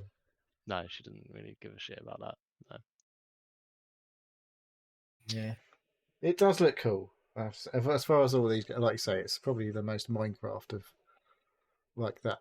It's not like Minecraft because it looks nicer, inverted commas, than Minecraft. Mm. It looks a bit more complicated. It's all about building the stuff, isn't it? I suppose. Yeah, it is. It's all about getting making the most expensive resource by extracting and transferring all the resources into other things. But that's the end game. But the actual game is you're in a world and you want to create a system that is aesthetically pleasing. Well, it is for me. It's like completely. There's no objective, is there? Like, there's no end state of this game, is there? No, Or is no, it? no. There's not. It's just a There sandbox. is a end state because it's not actually a finished game yet. It hasn't 1.0 hasn't released it. And there is no story. But they've put in systems. There's a shop. There's like a recycler that even when you get to the end point where you've made the most complex thing that you can make, you just stick it in the recycler, and you just continue to do it, and then you're just on a system where you either create more of it, so you make more like the same process is over to make more of the same resources, or you just make the world look pretty, and that's what sort of I've not got to the end point yet, but I'm just like, oh no, I actually want this to look nice now. So yeah, I'm making little factories and yeah, it's just eating up time. Where it's less about the game, it's more about I'm just happy just to make these things and make nice walkways and sort of hide the things that I don't want myself to see. Yeah. Yeah, and mess about with blueprints. I love making blueprints about making multi-story constructors where you can, and I've worked out all the so if I get a line of ore coming in, I can just literally set up 8 constructors to turn that into iron ore, and I can knock out factories really quickly now. But I'm spending more time making the blueprints to make them look nice than I am actually creating anything else. So yeah, it's just, I don't know, it's scratching that itch for me at the moment. Cool. Good stuff. Hmm. Good stuff. That's satisfactory. All right. Nice. Back to Neil. Can do. Can I just sorry? Can I just put my two to interject here? Can I just give a little bit of praise to our resident techno expert Neil? Our what's a good title? What's a good title? Because Neil's been tinkering away this week, and he had me in the chat in Discord experimenting with some new layouts. So he's tidy. So like Dave, he's been obsessed with tinkering. the aesthetics of the Seal podcast game. And he's anyway, you've done a great job. Bang up, mate. Nice. It's a shame I forgot about the gameplay part of it for about half an hour when I was talking about my games. But there we go. Yeah, looks good. So yeah, Neil. Cool. So yeah, if you're only a listener and you haven't seen us on Twitch, Neil's got some nice stuff going on there it's looking pretty good. Pretty good. Stuff. Thank you for your praise. Thanks, Dad. Yeah, that's right. I noticed something I need to sort out already, but take it away. Okay. Well, again, see, you notice it. It's like Dave in his factories. He'll notice it. It's like me in my bathroom, so I notice it, right? But no, hopefully, no one else does. All right.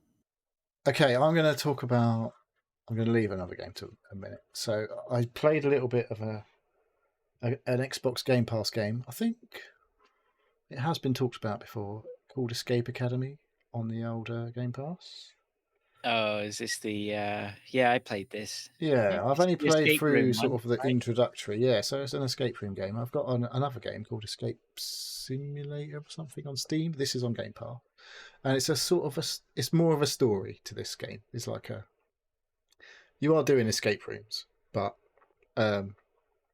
you are progressing through a story at the same time in this. Whereas the other game I played before was literally like escape room after escape room after escape room.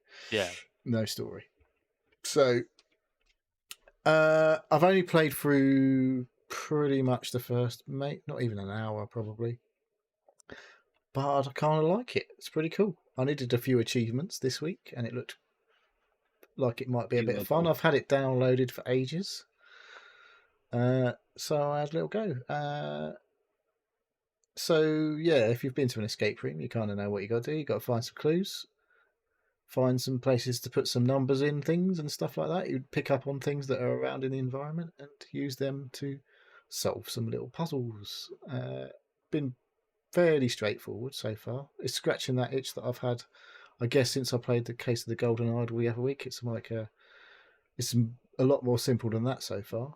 But yeah, it's like I say, go into an environment, have a good look round, notice a few things, and then go, I wonder if I can use that thing on this thing. And then you go and have a go, and there, lo and behold, usually it works, and you'll find a thing that you need to solve the next puzzle or whatever. I'm showing through the tutorial at the minute on video, so this is the first kind of level in the game. But yeah, it's all right so far. Don't know what more to say about it. Really, you're in a first-person view. I didn't really enjoy it. I'll throw my 2 cents in here. Did you play it on your own? Because you can. I actually played it with my wife on a round or two,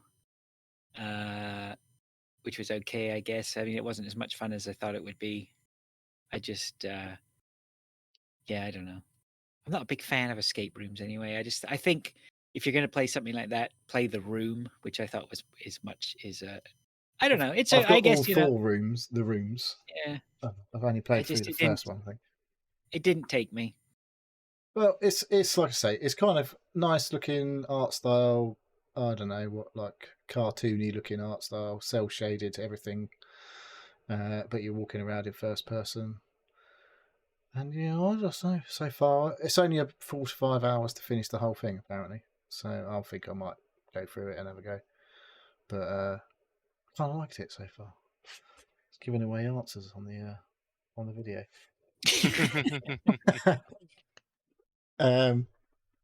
But yeah, like I say, I'm kind of into that little. I've played the old detective games, but I liked Hey, if you like it,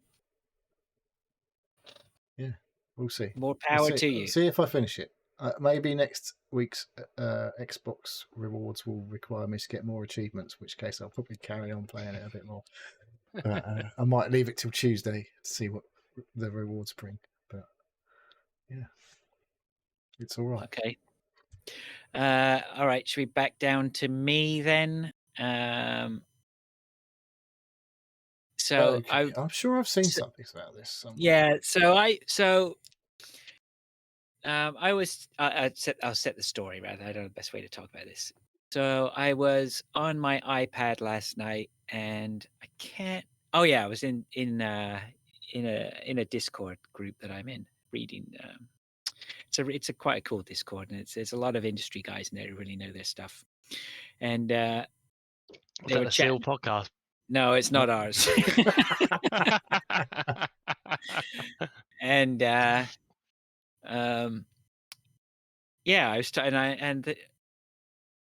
I don't know. No, I don't actually. I don't think that kicked off. I don't know. Anyway, I suddenly noticed that there was a piece of news that said, "Fuck, this is terrible radio." Pocket Card Jockey had a sequel coming out, and I was like, "What? Hang on a second. What's this?" Now I played Pocket Card Jockey. It came out on the 3DS. I think there was an iOS version or a mobile version, but it got pulled. And I really enjoyed Pocket Card Jockey on the 3DS, and basic premise of it was that you were a jockey who was not very good, and you managed to blag a ride on this horse. But the thing is, when you race the horse, as soon as the race starts, you're basically given a solitaire puzzle, and you have to get rid of the cards as quickly as possible. And the quicker you get rid of those cards is the quicker the better start your horse has. And then your horse runs around the track a little bit, and then you're presented with another big solitaire, a larger solitaire hand. And then you work through that. And if you clear it, it takes into account how fast you clear it, whether you clear it all or not, because you have a reserve deck to flip over when you can't see any more cards. 'Cause you basically have to clear down. It's all columns of cards, and you have to clear down like highs and lows that are connected with each other. Like if you have a jack, then you can clear down a 10 or a queen. And so you're scanning, trying to find the best paths to make your way through the columns and clear down. And the more you clear down, the more like boost you get for your horse or stamina or whatever. And then as you race, you can choose which racing lines to take. And if you take one of the harder racing lines, you get a harder solitaire pack. And you usually have to do about two solitaire puzzles during the race. And then once you finish the second one, then you're onto the home straight. And depending on where your horse was positioned, you might have an easier run in at the end. You have a whip. There's also, as you move into the game, you can collect carrots to feed your horse some carrots that give him a little speed boost. And then, obviously, the better you do. And then beyond that, you either win the race or depending on how high you come, you get XP and winnings. And you can, all the horses that you ride are part of a stable and they grow old as time goes on. So you can only ride them for so long, but you can get them up to higher levels.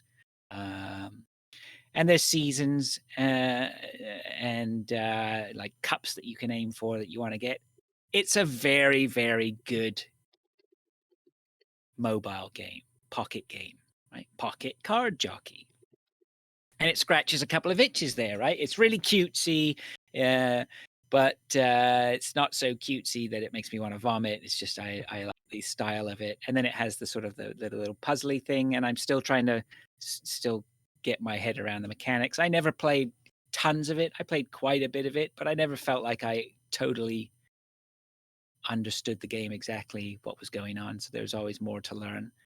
Anyway, I found out that they were releasing it and it's only been released on Apple Arcade. And last night, while I'm in bed, I find out that this is being released. I'm like, well, when is this coming out? And it says it's coming out on the 20th of June. And I'm like, well, that's tomorrow. And it's only coming out on Apple today now. And it was only coming out on Apple Arcade. And I was like, done. I'm done. Right. I'm going to sign up. You have to sign up for Arcade. So I signed up for Apple Arcade for cost me $6 something for the month. And I was like, that's a no-brainer, right? I love this game. I play it on my iPad. I'm in. I'm totally in. And I'm sitting there because I had my day from hell yesterday. I couldn't get to sleep. And I'm sitting there and it ticks over 11 o'clock.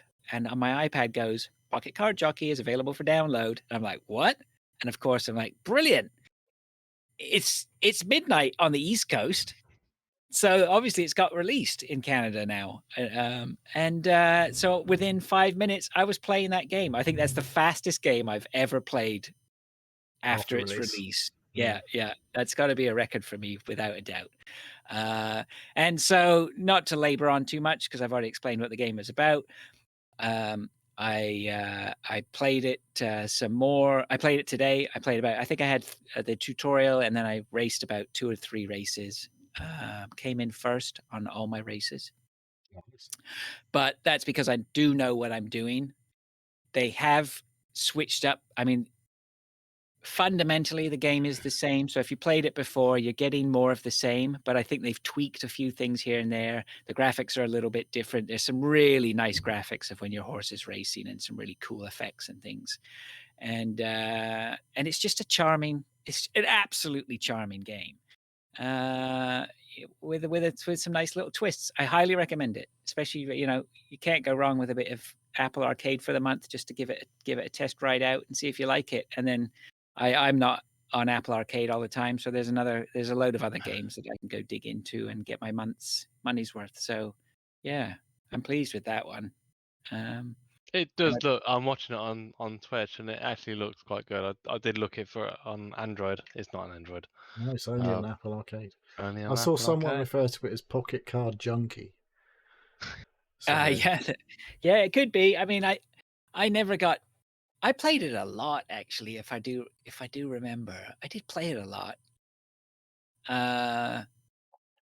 but again, I just didn't think that. I think I can't remember what I was playing it on. I think it was the 3DS.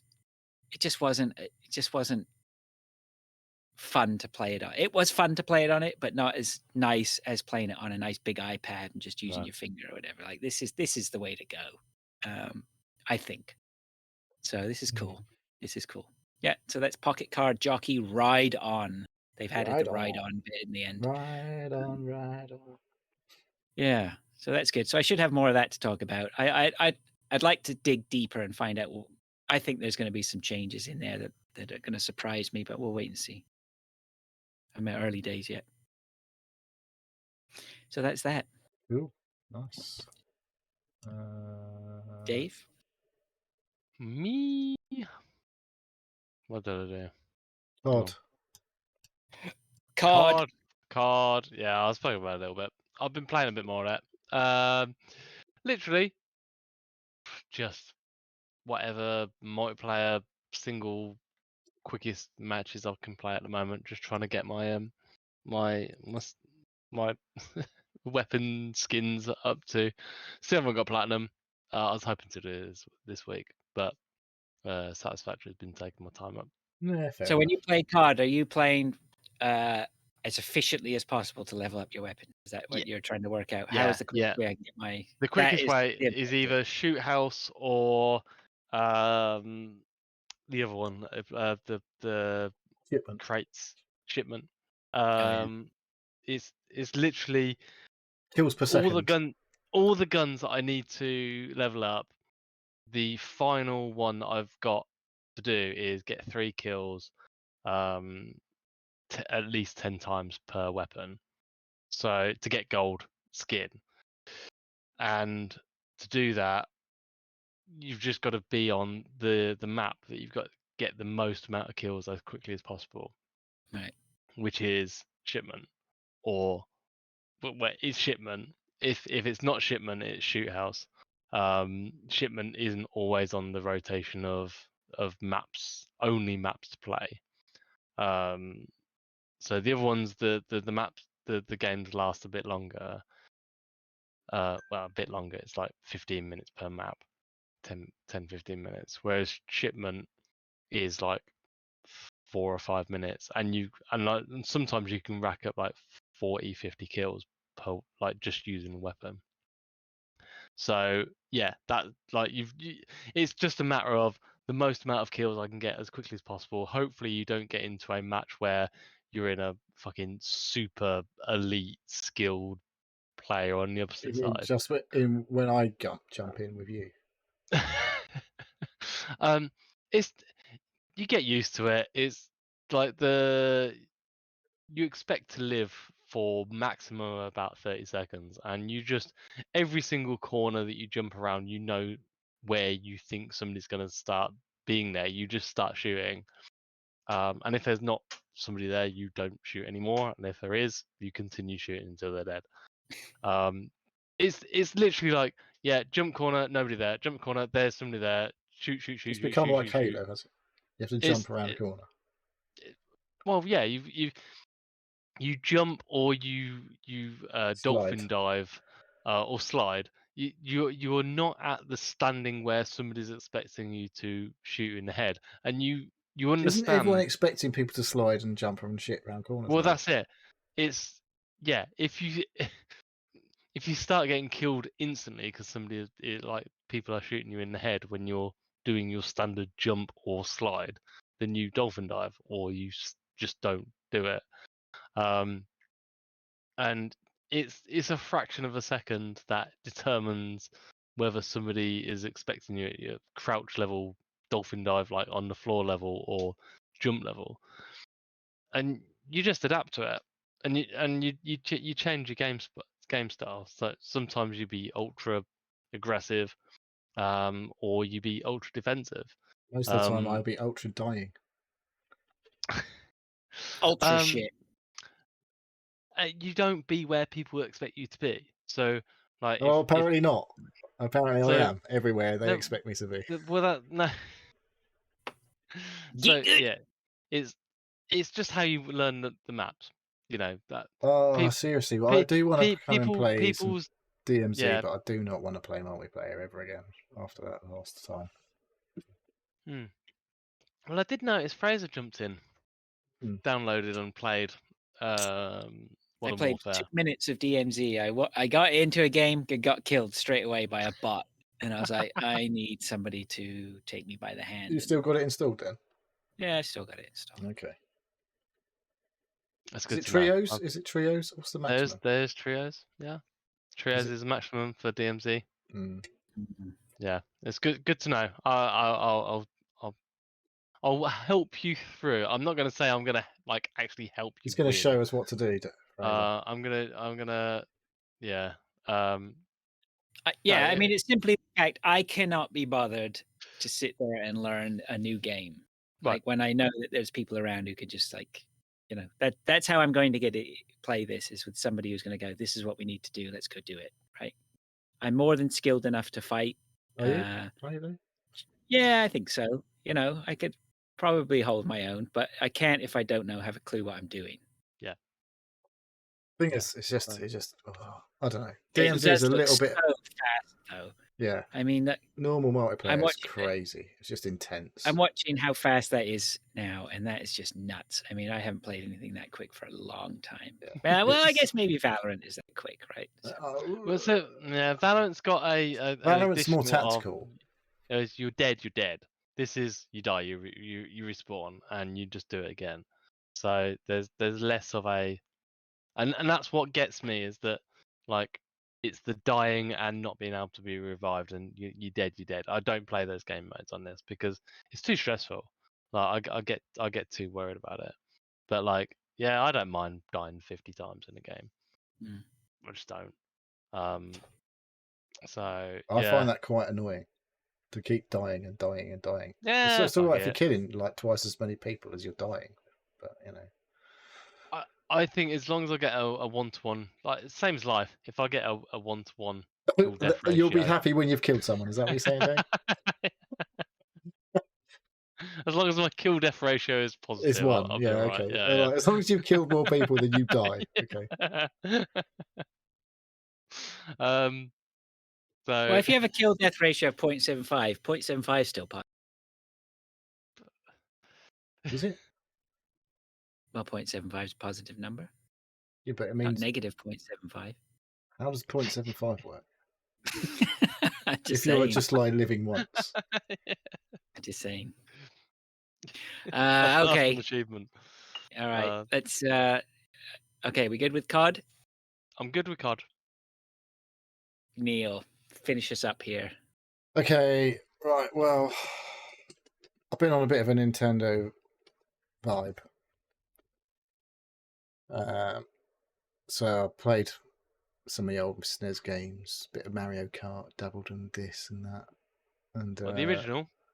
Yeah, well, Super Mario Kart is the original on the SNES. Super Mario Kart, yeah. Then, like I say, played a little bit of Super Mario Galaxy, and then had a little look around and found that I've got a Switch and played what some people have called the best game ever made, which is, of course, The Legend of Zelda Breath of the Wild. Fraser, highly rated. Okay, so I've got through the first area, which is kind of the tutorial area, and then I've done one shrine outside of the sort of the area that you are locked to. So you have to do some jobs. Basically, you have to do some shrines to unlock your main traversal method to progress. And yes, that's all right. You mean the innit? bat suit? Yes, the grappling hook. You unlock a glider, effectively, after doing your jobs in the first area. Spoilers.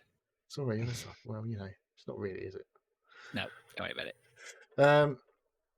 You are locked to this first area until you've visited 4 shrines and going through some gain some new abilities in each shrine that you go through. Interesting, and fun abilities to use, which obviously you can add to your arsenal of things to use against enemies, which sometimes I forget I've got because it's not a sword or a shield or a bow, which I also carry around with me. But sometimes after I've killed or been killed multiple times by a group of enemies, I go, oh yeah, look, there's some things here that I could have used with one of those rune abilities that I'd learned. I completely forgot I had that might have made that a bit easier. But yeah, it's so far early days, like 4 hours in, I think I am.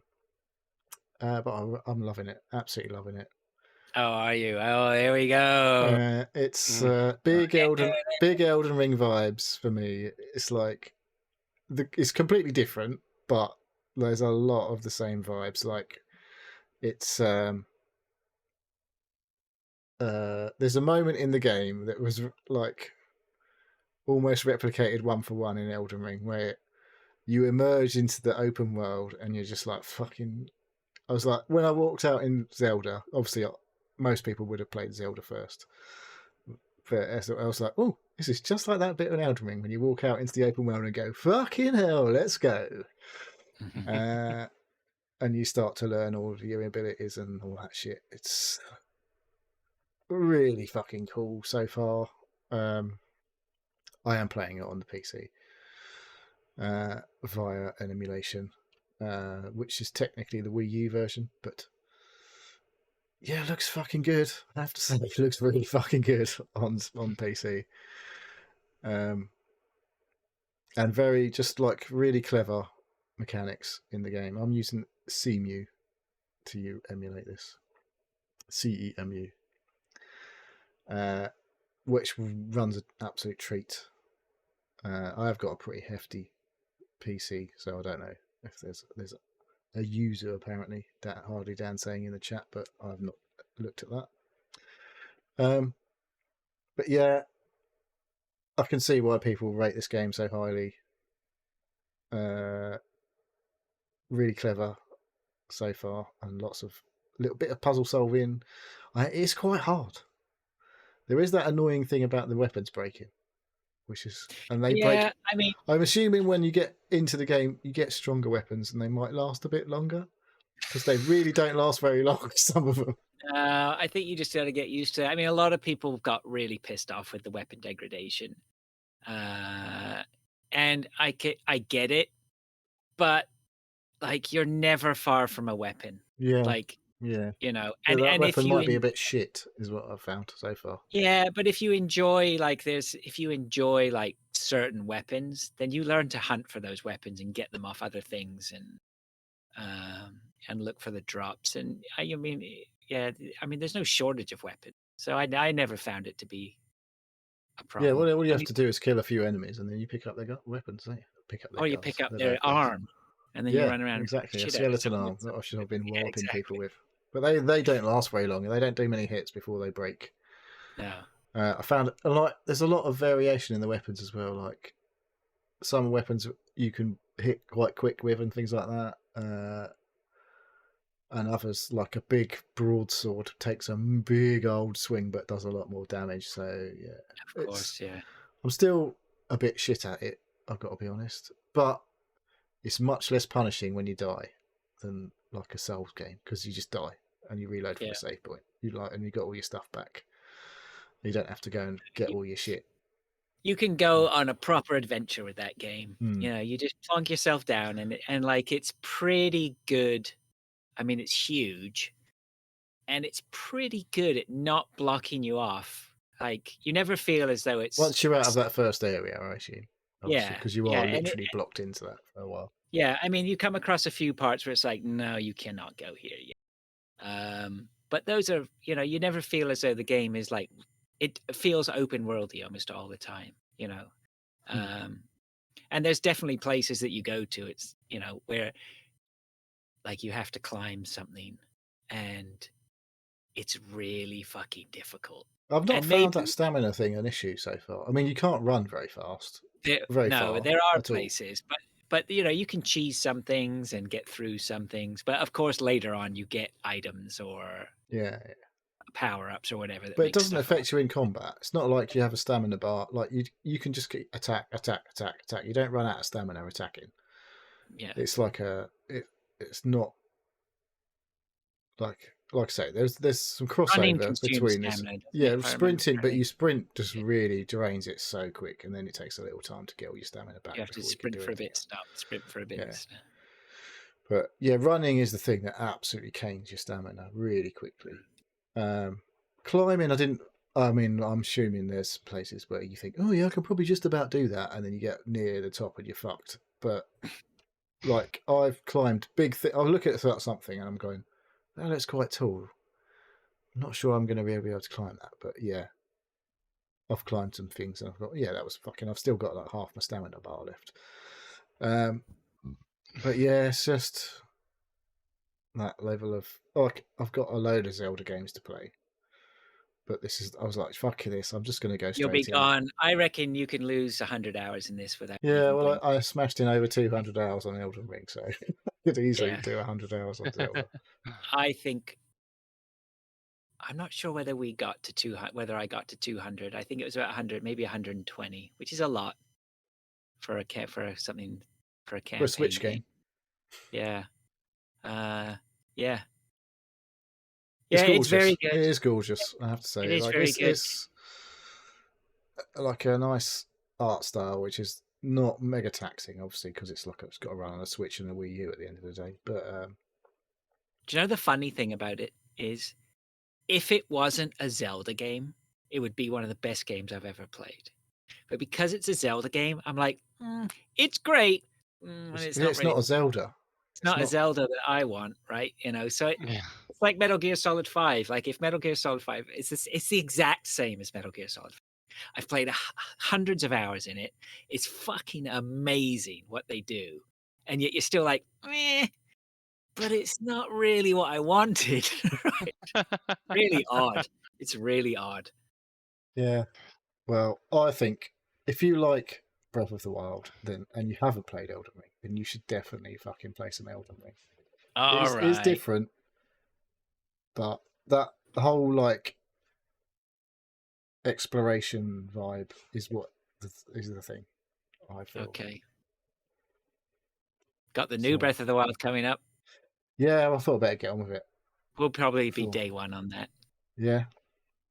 Because my son loves it. So. Yeah, well. Yeah. Who knew? It's apparently one of the supposedly best games I've ever made is actually all right. So. It's funny that, isn't it? Yeah.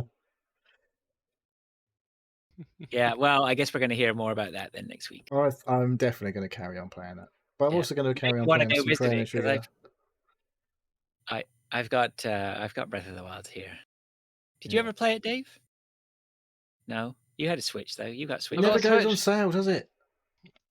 Nintendo games. What you do, though, is you buy it and then you just flip it. They don't lose any money. You go buy it secondhand and flip it. Afterwards, you'll get your money back. Or you find alternative means. No. We don't do that here. Yeah, I definitely bought it, though. I think I think if I would buy it, I'd buy a hardware copy of that.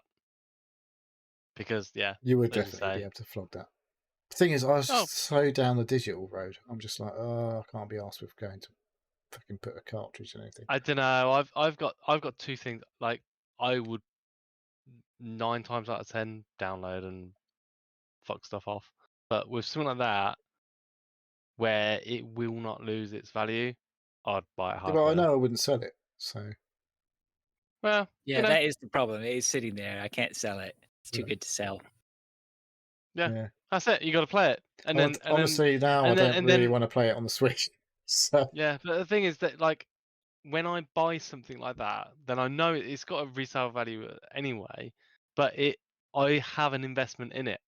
Whereas when I download stuff, and I've downloaded shitloads of stuff, when I download games, it's got no value to me. There's no investment, right? And £50. It's not a tangible. It ceases to be any sort of tangible asset, right? Well, that's it. It's just something there's no investment in it, and I'm purchasing, putting my time and value that I work into something that I'd look at that £50. I thought, well, that's 3 hours work. That's a lot of work, it for me.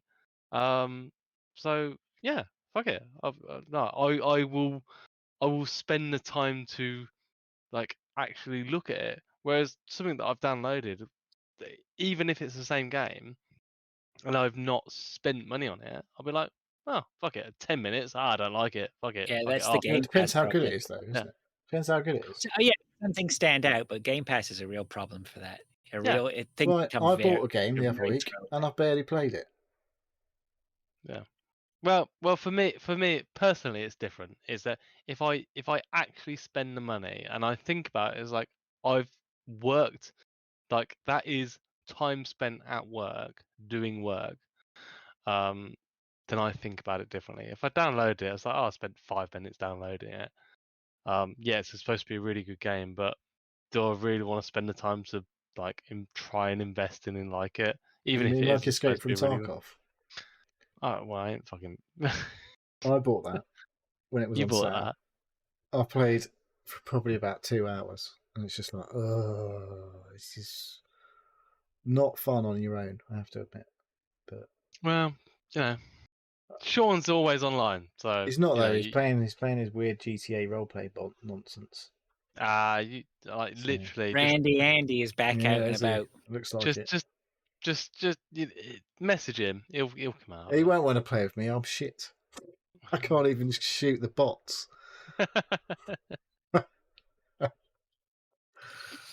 Okay, I think we're finishing up. Hardy Dan, I have seen your notes in the chat there. Thanks very much. I think I'm going to have to just go off and buy Elden Ring, aren't I? Well, I told you to buy it when it was on sale because it won't go on sale. I'll play it. I'm going to play it. I might go play Breath of the Wild though. Okay, Dave, do you want to finish us up here? I will finish us off, Dave. I will finish you off nicely.